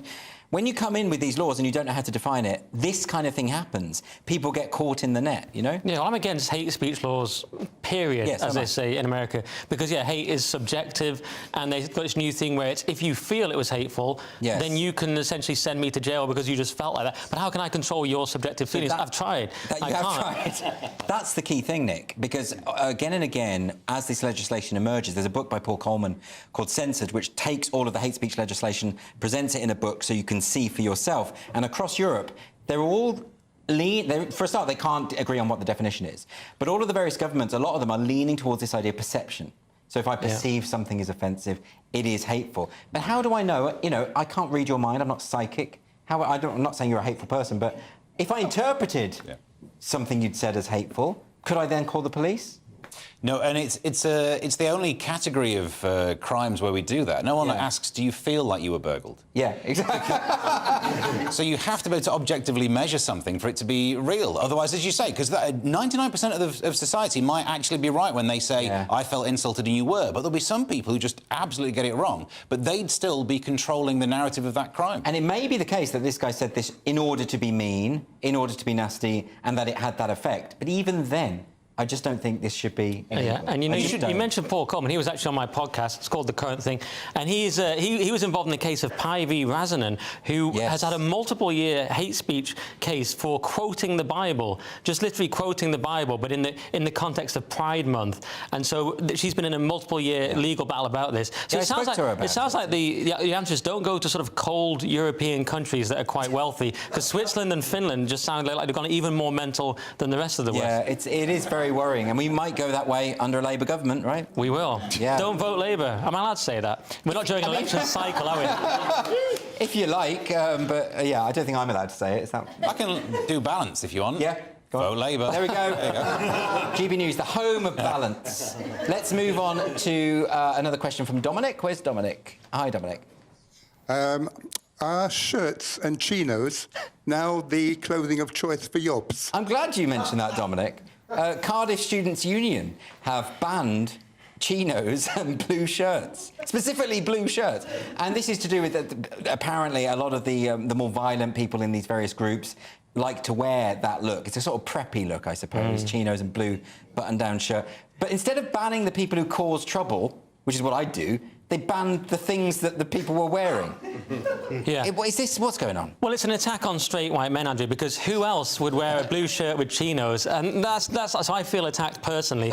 We were doing this story on Headliners. I was literally wearing a blue shirt at the time. So was Steve. So we both took it very, very personally. Everything on this channel is planned. Yeah, this was about rugby freshers in Cardiff. So all of those things are far more likely to lead to violence than a blue shirt. Yeah. Being in a rugby team, a fresher, and in Cardiff. So let's break this down, because there are these people who are violent, they've caused trouble, right? If you ban the things they wear, they can just wear something else and still commit the same violence. And there's a flaw in the plan. Yeah, get through the system. Yeah, exactly. They just haven't thought it through, have they? I love the mentality of, like, we probably could have made World War II a lot shorter if only we'd have changed those uniforms. Exactly. It was the hat that did it. If you ban Hugo Boss, the Nazis won't win.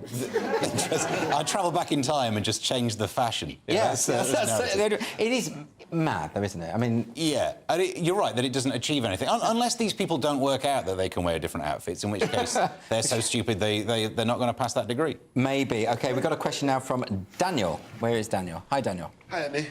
You've been here before, the pair of you. Yeah, Cheese Butter Twins. Yes. Until it becomes illegal. So you're the comedy twins that come to my show. Something like that. Yeah, what's your question? Who's asking it this time? OK. So should writers stay in their lanes? Should they stay in their lanes? OK, this was to do with an article, not an article, it was an interview.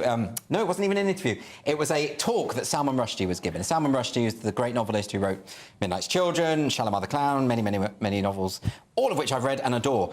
He is saying that he's worried about young writers being too uncertain about to write about things that they've not directly experienced. It's going back to the old cultural appropriation debate, isn't it? It's saying that, you know, there's a lot of activists who say that writers shouldn't write about identity groups that they're not part of themselves. And the publishing industry has what they call sensitivity readers to check that if you've written about someone who isn't. So if you wrote a novel about a black lesbian, Nick, they would say, well, you're not. A second novel. A second novel about a black lesbian. Yeah. The first one was a bestseller here. It was a wonderful piece of work. But nowadays, you'd get a sensitivity reader looking at it, wouldn't you? Yeah, so this is complicated. Well, firstly, it's Salman Rushdie saying it. Now, you could be forgiven for if Salman Rushdie said to you, be a bit more brave with your writing. You could be forgiven for going, I'm not sure, given how it went for you. You know, hounded for years, then stabbed. You're like, I'm not sure if I want to be a part of that. But the other point he was making is completely valid, which is if you can't write outside of your lived experience, then it's over for the novel. Because it's about inhabiting other experiences. The only novel left would be the Bildungsroman, Andrew, just to throw in a literary reference. Very good. That's a German thing. It means education novel. It means coming-of-age novel about yourself. So the only thing you could write is autobiography. Exactly. Basically, and that is a problem, isn't it? And Salman Rushdie, you know, he has been through it, and he knows what he's talking about here, about being brave as a writer. There's not many writers who are more brave, I would suggest. That's true. And the point that he's making about, oh, no, feel free to write about something that you're not, is hardly brave in comparison to his level of bravery. Yeah. He's basically saying, like, oh, don't just... You could also write about a gay character if you're not gay, whereas what he's done and been through is a very different story. Yes, I mean, there'll be no science fiction. No. It's an entire genre based on things that don't actually exist. Yes. You can't have lived experience of being a robot. Now, this comes from the idea of causing... Keir Starmer, mate. Sorry, carry on. This comes Vote from... Labour for It balance. comes from the idea of causing offence, right? So people would say, well, you can write about aliens because aliens don't exist and therefore you're not going to offend them. But if you write about gay people and you're not gay, then you might cause offence to those people. But I also think, who cares? Yeah. I just don't care. If someone offends me, it's fine. But you also might not cause offence. Right, yeah. And if you do cause offence, then people should say, that's offensive, and have a discussion and an argument about that. And that's fine. Exactly, yeah. So I totally, as if I'm going to... I agree with Salman Rushdie. Oh, wow, look how good I am. Clearly, he knows way more about this than I do. But if you can't go outside your lane, then you will lose a lot of creativity, some of which might make some errors, and people with a lived experience can go, well, I tell you what was wrong with that. But you would miss out on so much that was created. Well, exactly. Writers do generally do their research anyway. If they're writing about people or groups or places that they haven't been to, they check to see first whether it's authentic. And I think actually an editor or someone reading it and saying, oh, that doesn't strike me as authentic, that's a legitimate criticism and something that a good writer will take on board. But someone saying, I find that offensive, therefore you must remove it from your book, that I think is abominable. It's moronic, but there's obviously a philistinism at the heart of the woke movement, or whatever you want to call it. It's anti-art, it's all about activism, it's inherently anti-art. The only positive I can find is that the novel's basically over anyway, because no one can read past about 2 tweets and then they lose it. You know, TikTok has ruined people's brains anyway, so who's I writing? hope you're not writing the novel. Well, I love the novel as well, but who is writing sort of significant novels? Michelle Houellebecq is still around. He's probably the most... J.M. Coates there, but who else is there really? Kazura Ishiguro. Rushdie, yes. There's not many, you're right. Not many, because it's not a significant art form anymore. And people have talked about the death of the novel for years and years. Yeah. But now, does it seem relevant anymore? Well, my thing, if I'm reading a new... if I want to read a novel, I always choose a novel that was published before I was born, and that guarantees a certain degree of quality. Yes. It is a way to do it, honestly. Because you poisoned the novel when you were born. What you mean? Because it's old, so it's going to be good? Because it's old, so it's going to be good. And I do mean that. I think that's a really good tip, because the writing used to be better. It won't be long until you're not allowed to do a tweet unless it's your lived experience. Yeah, well... Which is going to be a slippery slope for a lot of people. Very much so. OK, we've got a final question now. This one comes from Emma. Where is Emma? Hello. Hi. Have Victoria's Secret learnt their lesson? Yeah, so this is... And actually, there's been a few cases like this, but this was Victoria's Secret. It's a lingerie brand, apparently. I don't know about this sort of stuff. And basically, they decided to employ new models, plus-size models, transgender models, sort of, I suppose, models that would tick certain boxes that weren't necessarily beautiful. Yeah, I like the way you hadn't even heard of it, because it's not really within your lived experience, No, is it, Andy? definitely not. But Definitely speaking not. of that, but look, Andy, the fact is, the reality is, people want to see attractive people. This is why I'm on TV, all right? That's my biggest laugh tonight, which is I find insulting. People want to see attractive people. It's aspirational. That's the point of it. Yes. They came out with this incredible quote, Victoria's Secret. They said they were trying to do both. Like, basically, they've been all-inclusive. It hasn't worked out. They've tanked. They've lost loads of money. Now they're retreating back to sexy. And they came out with this line: "Sexiness can be inclusive." It so can't. It really can't. It can't at all. Like, hey, babe, come back and we'll talk about marginalised groups. It doesn't happen. All right. No. You look at The Devil Wears Prada. It's supposed to be the most sort of elitist possible industry. That's the point of it. Well, it's a bit like athleticism. You know, if I say that you should not allow... You should let me play for the England rugby team, even though I can't play rugby, and I have no muscle strength whatsoever, because I want to do it, and I will be offended if you don't let me. Surely there are some jobs that are just off limits, right? Well, I don't think that's exactly the same thing, because the job of the model, they're not performing to see who's the most attractive. They are selling through their attractiveness. And you could make the argument, oh, you should show people more of a realistic array of body types, but that's not what... Is that because people have different sexual tastes, so you should just cater for everyone? Is that what you mean? Well, no, I mean, I think that's the idea behind it, but in reality, there's often one part of your life that's not quite as balanced and right on and all the rest of it, and that's the sex part. Yes. You can spend all of your life being the most fair person, but there's that bit of your brain that actually quite likes the idea of being either dominated or You're revealing a lot. Hang on. If I were Prince William, I would... it's fine. Sometimes you just want to feel like you're not the person that... All I'm saying is... Are you Lewis Schaefer? It's not available today, so I thought I'd shape this up. No, this is the one area where I can understand why they have to go back to sexy, because you just revert to the, oh, I like sexy. But the point is, advertising is supposed to be a fancy, right? If you're selling the new Audi or Jaguar or whatever it is, you're showing it like driving around a kind of mountain range with no other cars. You don't show it trapped in bank holiday traffic, right? You're not showing reality. But wait a minute, Nick. Is it not the case that beauty standards do change over time? And they absolutely do. They do, Nick. They absolutely do. You know, for a while we had the fashion for sort of the anorexic look, very, very, very scrawny look. But back in the Renaissance, they're more voluptuous and plump. No. Basically, all tests basically show people agree roughly on almost exactly who the attractive people are. It's not changed. That's a leftist propaganda, which is exactly what I'd expect from you. OK, well, anyway, next on Free Speech Nation, lawyer Dennis Kavanagh will be here to discuss the Prime Minister's expected U-turn on a ban on conversion therapy. Don't go anywhere.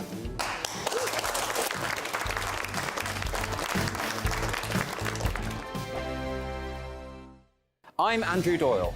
Join me at 7 o'clock every Sunday night for Free Speech Nation, the show where I tackle the week's biggest stories in politics and current affairs with the help of my 2 comedian panellists and a variety of special guests. Free Speech Nation, Sunday nights from 7 on GB News, the People's Channel, Britain's news channel. I think the most exciting bit for me is talking to ordinary people. People who I think are ignored often by the major news channels.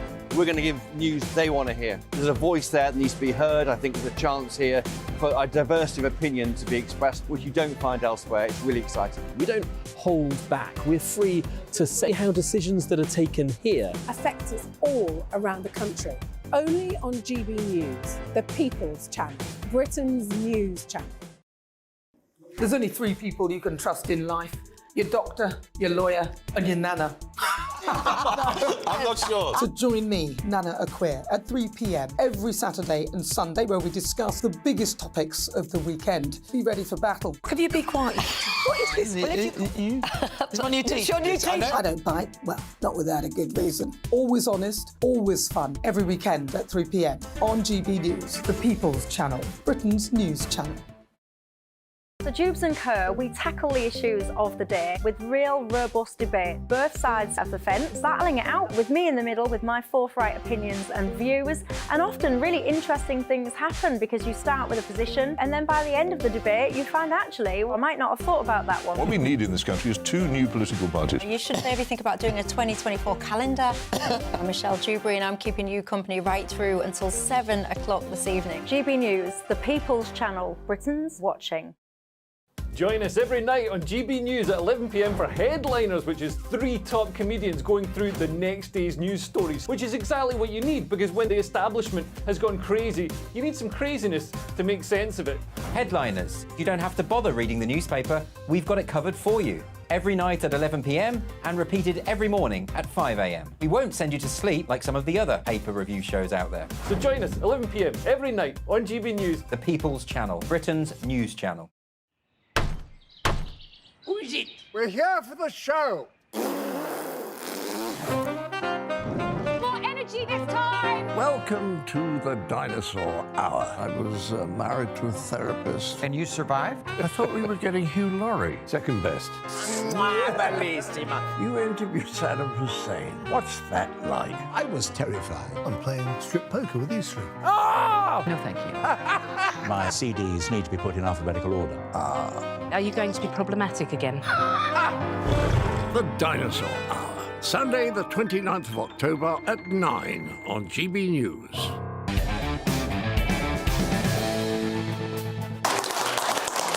Welcome back to Free Speech Nation.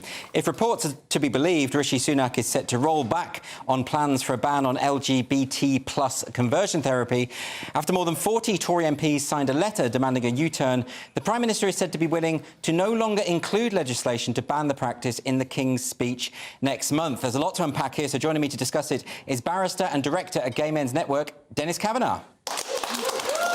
Welcome back, Dennis. First thing to ask is, what do they mean by conversion therapy? Well, this is pure Orwell. These bans are in place all over the planet, where principally they're directed towards the field of paediatric medicine, believe it or not. Now, that's not what people will think of when you mention gay conversion therapy, but we're talking about the trans conversion therapy bit. Right, it's been conflated, though, hasn't it? That's correct. So when you think of gay conversion therapy, you think back in the 60s, people putting electrodes on gay men to try and cure them. Yeah. And obviously we all agree that that's horrific and it needs to be banned. I certainly do. Yeah. And, but it's not going on all that much. No, it's not happening at all in this country, thankfully. We could have done with the gay conversion therapy ban about 50 years ago. So we're legislating over a problem that doesn't exist so far as gay conversion therapy is concerned. In terms of the so-called trans conversion therapy, the government found no evidence of this at all when they went to Coventry University for a study on this. We asked them what it is. We asked them what a ban would look like. And I'm afraid what we know from looking around the planet is what they really want to do is they want to expose paediatricians to the risk of prosecution when they're treating children who are in explosive numbers presenting with gender incongruence. 5,000% increase in females, well, girls, little girls, at the Tavistock between 2003 and 2013. So what the trans activists want is they want a situation where a doctor is forced to accept the self-diagnosis of a child, right? Yes. No, that's a problem, isn't there? Because, I mean, Hannah Barnes' book on this subject, Time to Think, found that there were all sorts of other issues going on with young children who say they are gender dysphoric or experiencing symptoms of such as autism, domestic violence, abuse, all sorts of other things that require a therapeutic interrogation. Well, of course, and funny you should mention Hannah Barnes. I have some statistics from her book here. Over 70% of referrals to GIDS had more than 5 associated features of comorbidities: abuse, depression, self-harm, suicide. 35% were on the autistic spectrum, compared to 2% in the population. 42% of referrals had lost a parent through death or separation. 25%, that's a quarter, had spent some time in care. These are alarming statistics. This is a medical scandal of global proportions. This is why Dr. Hilary Cass, in her interim review on this matter, has said, look, the affirmation approach, so that's the approach that this lot wants, and they want to enforce with their conversion therapy ban. She said that is causing tremendous harm, in effect, and it should be replaced with a multidisciplinary model where talking therapies are employed, where, you know, doctors try to get to the bottom of this. Because, look, this is the only field of medicine, isn't it, where activists are saying someone involved in psychotherapeutic interrogation, and I remind everyone of little children, confused little children, vulnerable kids, autistic kids, kids according to the Tavistock, 80 to 90% are same-sex attracted, so it's mainly gay kids. That's who we're talking about. Yes, but the activists would say that when a child says, I'm in the wrong body, that you must automatically believe them. And if you don't, and if you try and talk about those other potential issues that could have led to that feeling, you're effectively trying to convert them away from their true trans identity. That's the idea, isn't it? Well, that's what they say, but of course we can... Let's look at this seriously and as adults. If you leave these children alone, all right, if you employ what's called watchful waiting or normal exploratory therapy, because that's what you normally do as a psychiatrist, something like 90% of those children will desist from their trans identification. During puberty. That's right. Yeah. Puberty is the cure. And look, the more and more I look at this debate, the more and more I form the conclusion puberty is a human right. And if we want to talk about the real conversion therapy that's going on in this country and around the planet, it is gay conversion therapy by gender. Dr. David Bell said in 2018 of the Tavistock, there are homophobic parents here. Matt Bristow, one of the psychotherapists there, said it feels like a new form of gay conversion therapy. Sonia Appleby, the safeguarding lead, said you cannot discuss the safeguarding issue of homophobia either coming from families or internalised homophobia.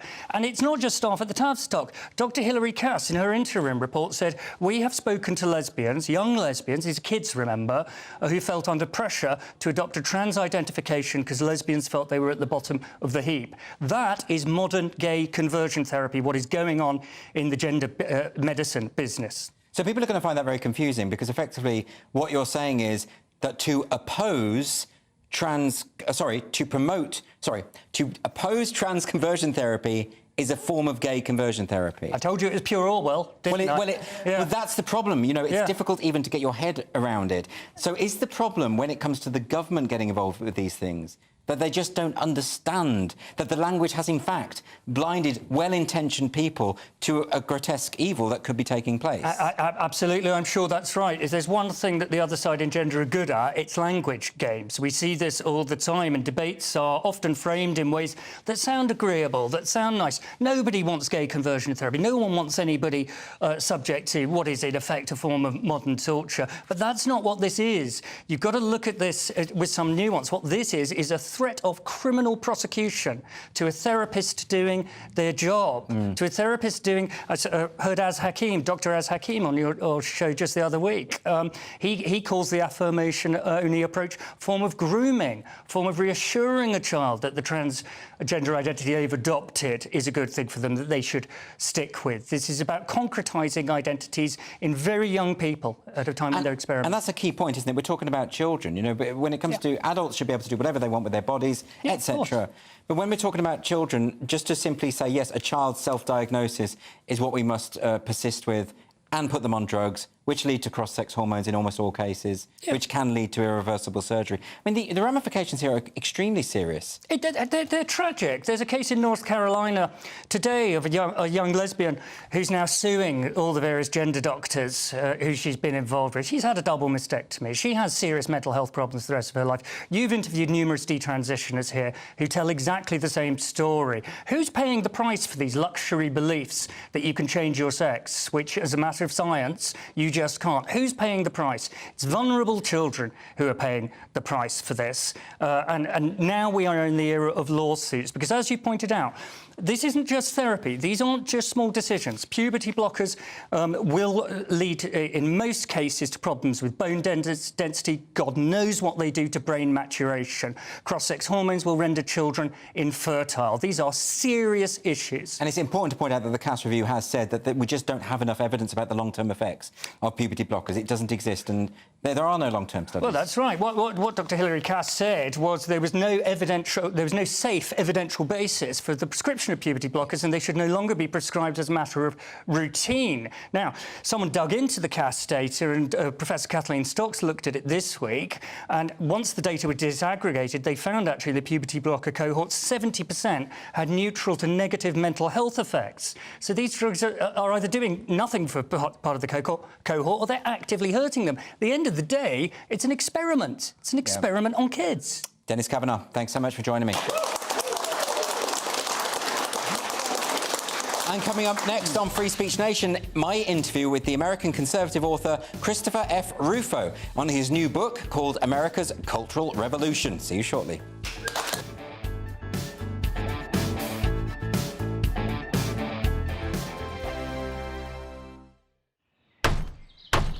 Who is it? We're here for the show. More energy this time! Welcome to the Dinosaur Hour. I was married to a therapist. And you survived? I thought we were getting Hugh Laurie. Second best. You interviewed Saddam Hussein. What's that like? I was terrified. I'm playing strip poker with these three. Oh! No, thank you. My CDs need to be put in alphabetical order. Are you going to be problematic again? The Dinosaur Hour. Sunday, the 29th of October at 9 on GBNews. Tired of the usual focus-tested, pre-prepared Westminster runaround? Well, so am I. So you want higher taxes? Is your department to blame for this? Are you rethinking this policy? Every Sunday at 9:30, I'll be sitting down with those in power to get the truth about the issues affecting you. Let's be honest, we've known about the cost pressures of this project for years, not months. That's the Camilla Tominey Show, a politics show with personality. On GB News, the People's Channel, Britain's news channel. Join me, Patrick Christie's, Monday to Friday, 3 till 6. We tackle the day's news agenda like you've never seen before. It's high tempo, high octane, the most controversial topics, and the best guests. You will not be able to take your eyes and ears off it. I'm not afraid to ask the questions that you really want answered. 3 till 6 p.m, Monday to Friday on GB News, the People's Channel, Britain's news channel. Now then, Lee Anderson here. Join me on GB News on my show, The Real World, every Friday at 7 p.m. I'm not eating bloody cat. Are you Delicious. mental? Open your mouth. OK. Here comes a train. Reminds me of the scene in Singing in the Rain. Adam, is that a good one? Whoa! Join me at 7 on GB News, Britain's news channel. I'm Andrew Doyle. Join me at 7 o'clock every Sunday night for Free Speech Nation, the show where I tackle the week's biggest stories in politics and current affairs with the help of my 2 comedian panellists and a variety of special guests. Free Speech Nation, Sunday nights from 7 on GB News, the People's Channel, Britain's news channel. GB News, unlike other broadcasters, isn't obsessed with the London-Westminster bubble. We think there's a nation beyond the M25, and that's why we talk about the issues that matter across the land. Join me on State of the Nation, 8 to 9 o'clock, Monday to Thursday, on GB News. Daisy's listening, and you should too. I think the most exciting bit for me is talking to ordinary people. People who I think are ignored often by the major news channels. We're going to give news they want to hear. There's a voice there that needs to be heard. I think there's a chance here for a diversity of opinion to be expressed, which you don't find elsewhere. It's really exciting. We don't hold back. We're free to say how decisions that are taken here affect us all around the country. Only on GB News, the People's Channel, Britain's news channel.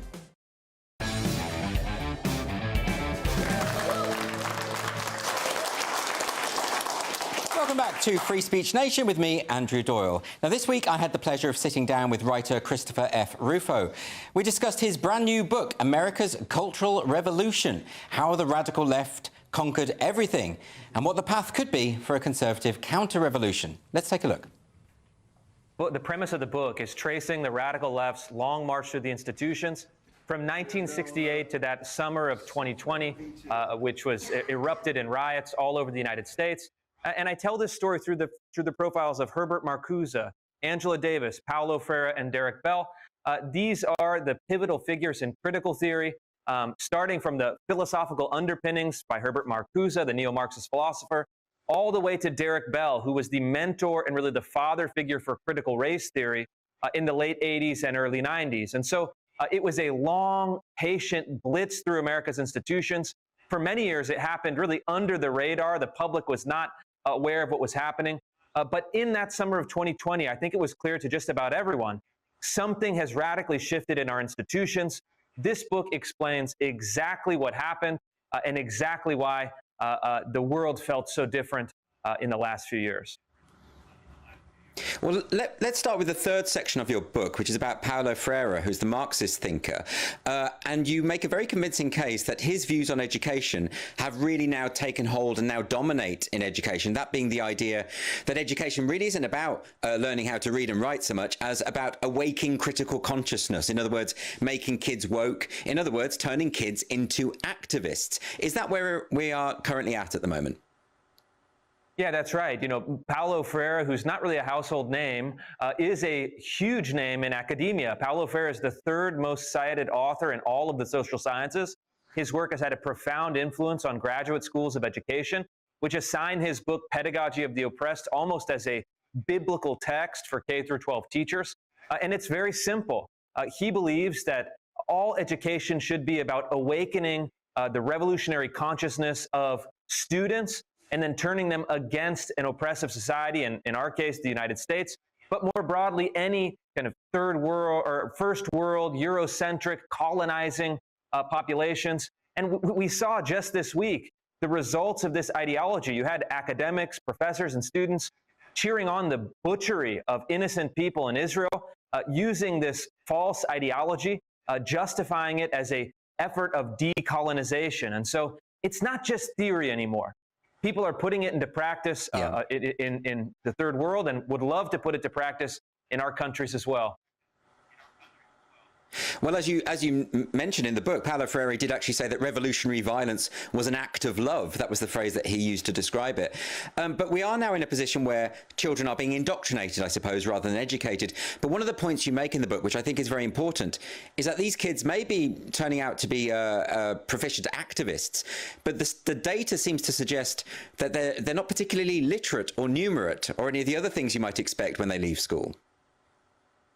Yeah, I mean, that's right. And it's a simple function of priorities. You know, public schools can only have one priority that displaces other priorities lower on the hierarchy. And so when you say that politics and activism and revolution are the central principles of education, those basic building blocks of literacy, of mathematics, of arithmetic, of history fall by the wayside. We're seeing that everywhere. And I think it's really a cynical move. It's very hard to raise test scores, especially for the low performers in a large, complex society like the United States. But it's very easy to get people riled up in favor of revolution, in favor of violence, in favor of political activism. And so teachers, unfortunately, in many of the largest school districts in the United States, have abandoned the traditional goals of learning, of transmitting knowledge. They've substituted it wholesale for BLM, for democratic socialism, for decolonization theory, and other ideologies which make their job easier in the short term, even if ultimately they're doing grave damage to our society. I wanted to ask you, you talk about the long march through the institutions, but to what extent do you think that this has been a planned, deliberate method? I mean, I know that the early architects of the idea of the long march through the institutions were explicit in their aims, but has it really played out that way? Or do you think that really this has kind of happened almost by accident? It's a combination of both. I think at the beginning it was a deliberate initiative. It was a plan. They had written about it in the late 1960s and early 1970s. But as you go over the decades, as these early conquests start to be achieved, as they get academic departments in universities, as they get DEI departments in later years, then it starts to become a decentralized process where all of these ideas travel mimetically. They travel through this process of osmosis through institutions. It's not a top-down ideology anymore. Unfortunately, it's a complex, networked ideology that works through incentives, that works through kind of copycat behavior. And so it's a difficult challenge. I've had people say, well, Chris, who's leading this? And we can maybe target that person or that organization and we could be done with it. I wish it were so, but unfortunately, this is something that is diffused through public life, diffused through institutions, and for that reason is much harder to defeat because it has many nodes that are operating simultaneously. I think that's such a key point because I've always wondered why a lot of the critical social justice activists will cite Foucault and the postmodernists. They tend to not cite Herbert Marcuse, for instance, even though his essay on repressive tolerance feels like a kind of blueprint for the way that activists behave today, that violence is acceptable when it comes to shutting down any kind of right-leaning thought. So it's almost as though the activists have imbibed these ideas without necessarily knowing where they've got it from. Is that right? Yeah, that's right. I mean, I think they've boiled down now to slogans.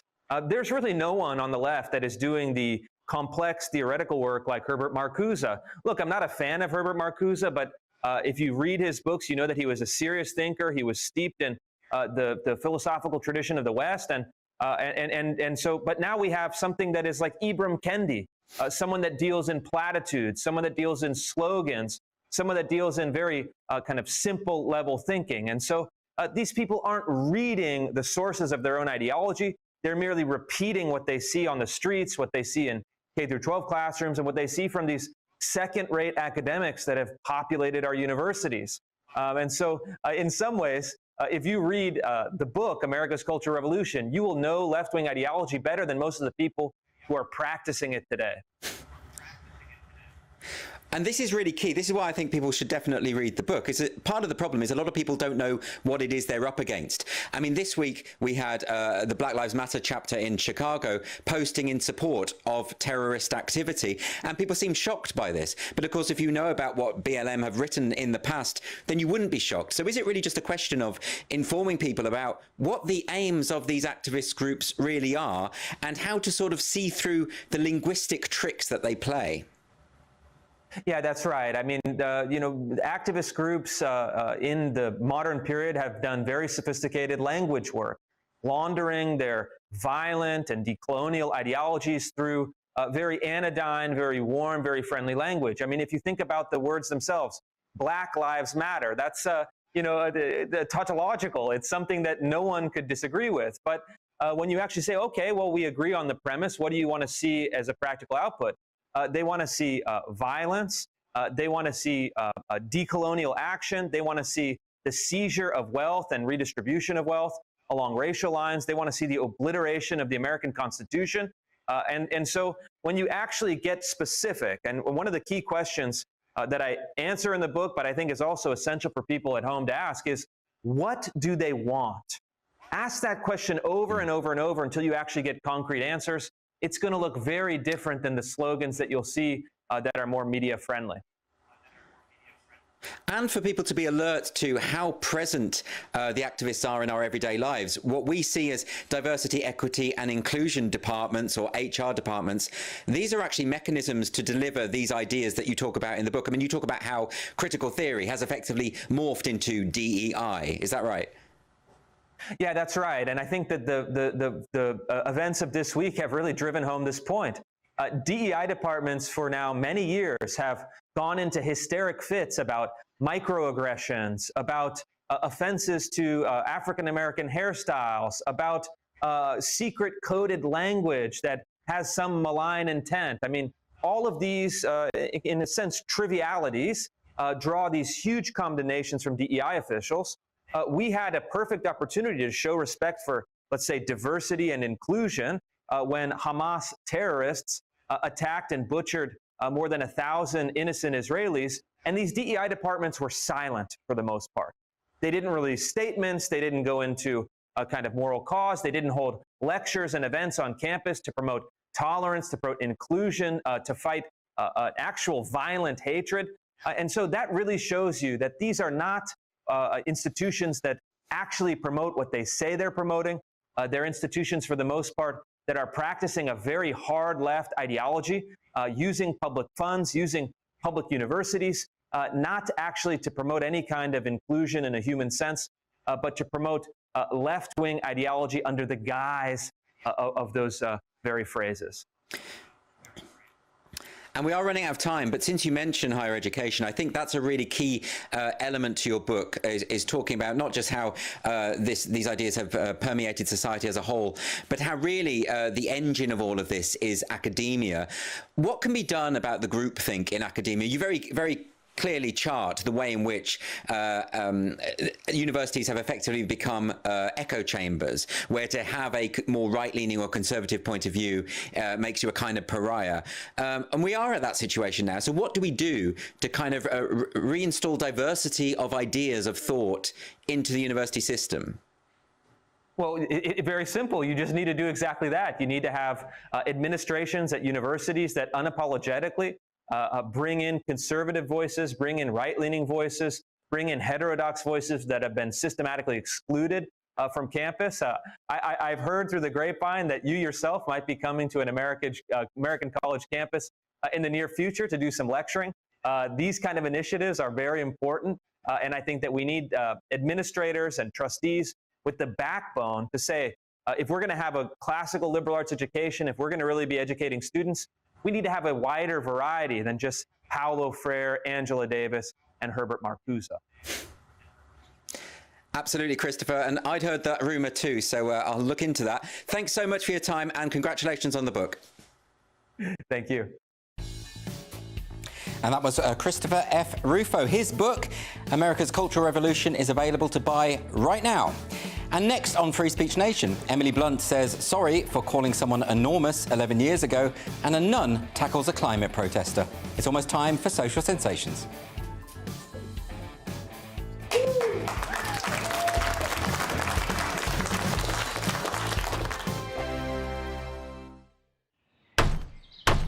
Who is it? We're here for the show.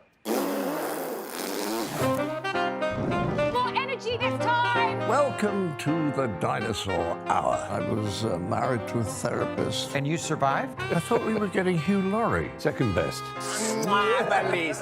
You interviewed Saddam Hussein. What's that like? I was terrified. I'm playing strip poker with these three. Oh! No, thank you. My CDs need to be put in alphabetical order. Are you going to be problematic again? The Dinosaur Hour. Sunday, the 29th of October at 9 on GBNews. What you get for breakfast is something that, if we do our jobs right, you will wake up to news that you didn't know the night before. It's a conversation. It's not just me and Eamon. We want to get to know you, and we want you to get to know us. From 6, it's Breakfast with Eamon and Isabel. Monday to Thursdays on GB News. Britain's news channel. People in Britain, they love free speech, but they also love fair play. I don't care if I'm speaking somebody from a trade union, from the Labour Party, somebody from the SNP. And I think the viewers like to see that actually we can challenge one another, but in a positive way. We think we ask the questions that people want to ask, and often we ask the questions that we wanted to ask in Parliament but never got the chance to ask. So join us every Saturday, 10 a.m. till noon on GB News, Britain's news channel. Nightmare commute. Kick it up a gear with me, Patrick Christie's, at drive time, 3 till 6 p.m, Monday to Friday on GB News Radio. You can listen online and on DAB+, on the smart speaker app, and on the GB News app. And if you've got an Alexa, all you have to say is, Alexa, play GB News. We're also on TuneIn and the Radio Player apps. From the school run to rush hour, get revved up with me, Patrick Christie's, on GB News and GB News Radio. Tired of the usual focus-tested, pre-prepared Westminster runaround? Well, so am I. So you want higher taxes? Is your department to blame for this? Are you rethinking this policy? Every Sunday at 9:30, I'll be sitting down with those in power to get the truth about the issues affecting you. Let's be honest, we've known about the cost pressures of this project for years, not months. That's the Camilla Tominey Show, a politics show with personality. On GB News, the People's Channel, Britain's news channel. Join us every night on GB News at 11 p.m. for Headliners, which is 3 top comedians going through the next day's news stories, which is exactly what you need, because when the establishment has gone crazy, you need some craziness to make sense of it. Headliners. You don't have to bother reading the newspaper. We've got it covered for you. Every night at 11 p.m. and repeated every morning at 5 a.m. We won't send you to sleep like some of the other paper review shows out there. So join us 11 p.m. every night on GB News. The People's Channel, Britain's news channel.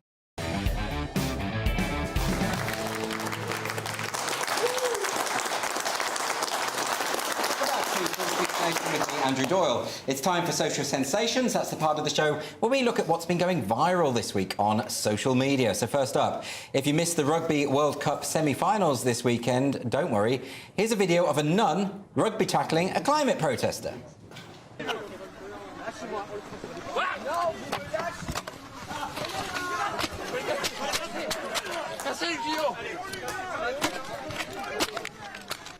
I don't know why that went viral. I went to a convent school, and I know that nuns are tough. I mean, they are. Do you get tackled like that often? For not bringing your vicious. You wouldn't believe the stories I could tell. What do you make of that, Steve? I'm just desperately trying to find out how to get to a pun about that's a dirty habit, but I can't think of how to do it. I think that was sufficient. Yeah. Nick, do you have any thoughts of that on that video? Well, just why aren't we deploying nuns to deal with Just Stop Oil in this country? It's so no one can get them off the road. We just need to deploy the rugby nuns. Exactly. Deploy the rugby nuns. That's quite the call to arms. So next up is this video that resurfaced online of the actor Emily Blunt, who is being particularly blunt in this video. Let's have a look. The girl who was serving me was enormous. You know, I think she got freebie meals at Chili's. Nothing wrong with that. And she comes up and she goes, "Did anyone ever tell you you look a lot like Emily Blunt?" And that's it. She's got in a lot of trouble for that. What's going on, Nick? It's actually not even. It's even less bad than that, because Jonathan Ross teed up for her and said that they're all enormous in America, and she just went, "Well, the person that served me was enormous," and then she probably regretted it in her head already. So she didn't introduce the word. No. And it's just all it is an actor trying to be funny on a talk show, which we know rarely goes well. Yeah. Right. I know I make it look easy, but what she does, she it was so nothing. And as you say, it's 11 years ago, and she's issued this grovelling apology. By the way, there seems to be no other kind of apology in the media these days. It's always a grovelling apology. She's issued a grovelling apology saying, "I'm so sorry if any hurt was caused." Insanity, clown world. That isn't. I mean, come on, Steve. I mean, even you must concede. Even me. that is a bit much. Like, yes. I mean, no offence would have been caused. No one cares. The person she's talking about probably didn't see that clip. Might have seen it now. You mentioned it again and made it go viral, and we're talking about it here, spreading the upset. But I have some sympathy for Emily Blunt in this, because she's a Hollywood actress, and therefore everyone is enormous to her. Yes, because that's they're true. small people. I must look like a row of houses to her. Yeah. And that's the weird thing. She was in Devil Wears Prada. They spent the whole time calling Anne Hathaway fat, even though she was incredibly skinny. Right. And her whole character was like a bitchy character calling people fat and stuff. That's so why not just own it? Yeah, absolutely. Girl. What you can't get away with that, Nick. You can't pull that off. What else was she in, Emily? I don't know who she is, really. She was in the one with her husband where they have to be quiet. The reason they made that film where they couldn't say any words is because it stopped her from calling people fat. Yeah. Fat. OK, well. So finally, we've got this one. Storm Babette has battered Britain this week, and a dog walker in Mugbeck in Stirlingshire filmed an eerie scene in the forest of the wind lifting up the ground. Now, this has been seen more than 4 million times, so let's make it 4,000,001.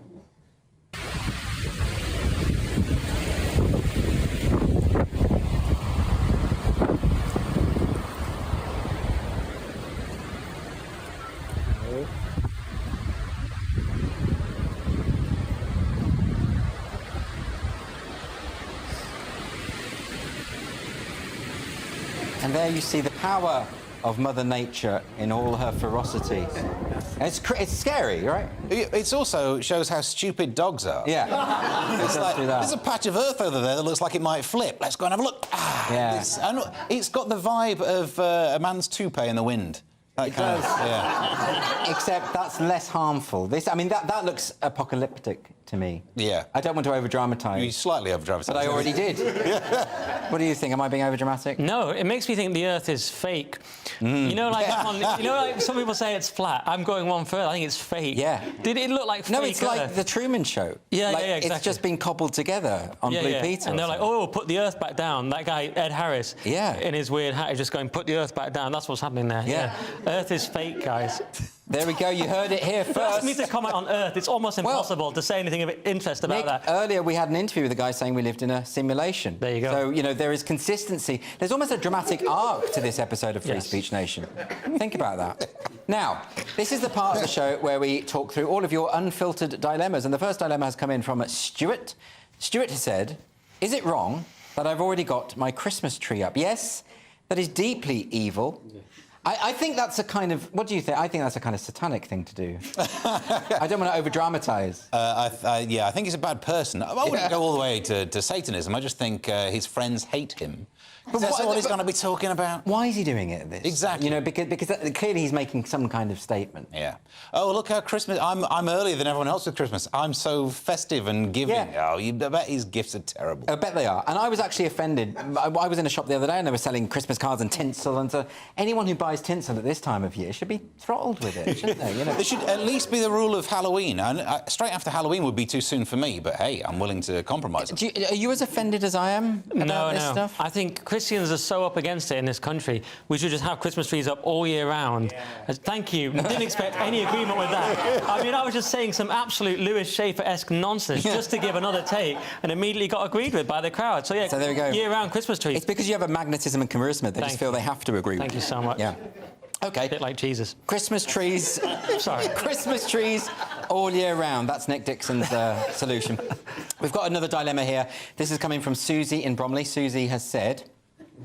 I'm really tempted to come and watch your show in person, but I'm wondering if you could guarantee me a free GB News mug before I sign up. Well, there's a noise from the audience there because there's been a few thefts of those mugs.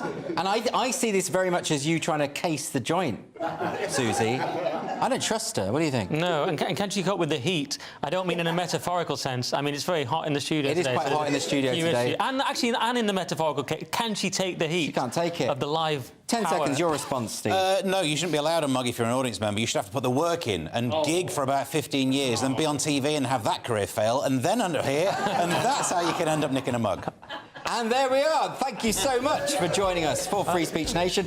This was the week when the Met Police turned a blind eye to calls for jihad, Cardiff University banned chinos, and Victoria's Secret realised that going woke wasn't such a good idea. Thank you to my panel, Nick Dixon and Steve N. Allen. And to all of my guests this evening, Carol Decker, Professor Melvin Vopson, David Oldroyd-Bolt, Dennis Kavanagh and Christopher Rufo. And if you want to join us live in the studio and be part of our wonderful audience, that is dead easy to do. Just go to www.gbnews.com www.sroaudiences.com. You can see the website on the screen right there.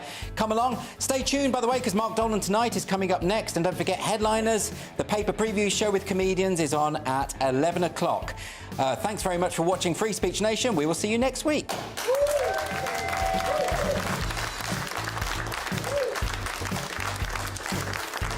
Hello there, welcome to your latest GB News weather forecast. I'm Craig Snell. Well, looking ahead to tonight, for most of us it should be largely dry, but it's going to turn quite chilly.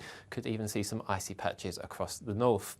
That's all down to this ridge of high pressure, which is just building in for a brief time, settling the weather down, albeit very briefly. As you can see, this next area, low pressure, just waiting out in the Atlantic. So as we end Sunday, most of us will end on a largely dry and clear note. Still the risk of a few showers across some western parts, but under the clear skies, especially across parts of Scotland, the far north of England, we could just see a few icy stretches. So just be aware if you are out and about, and just take a little bit extra time on your journeys.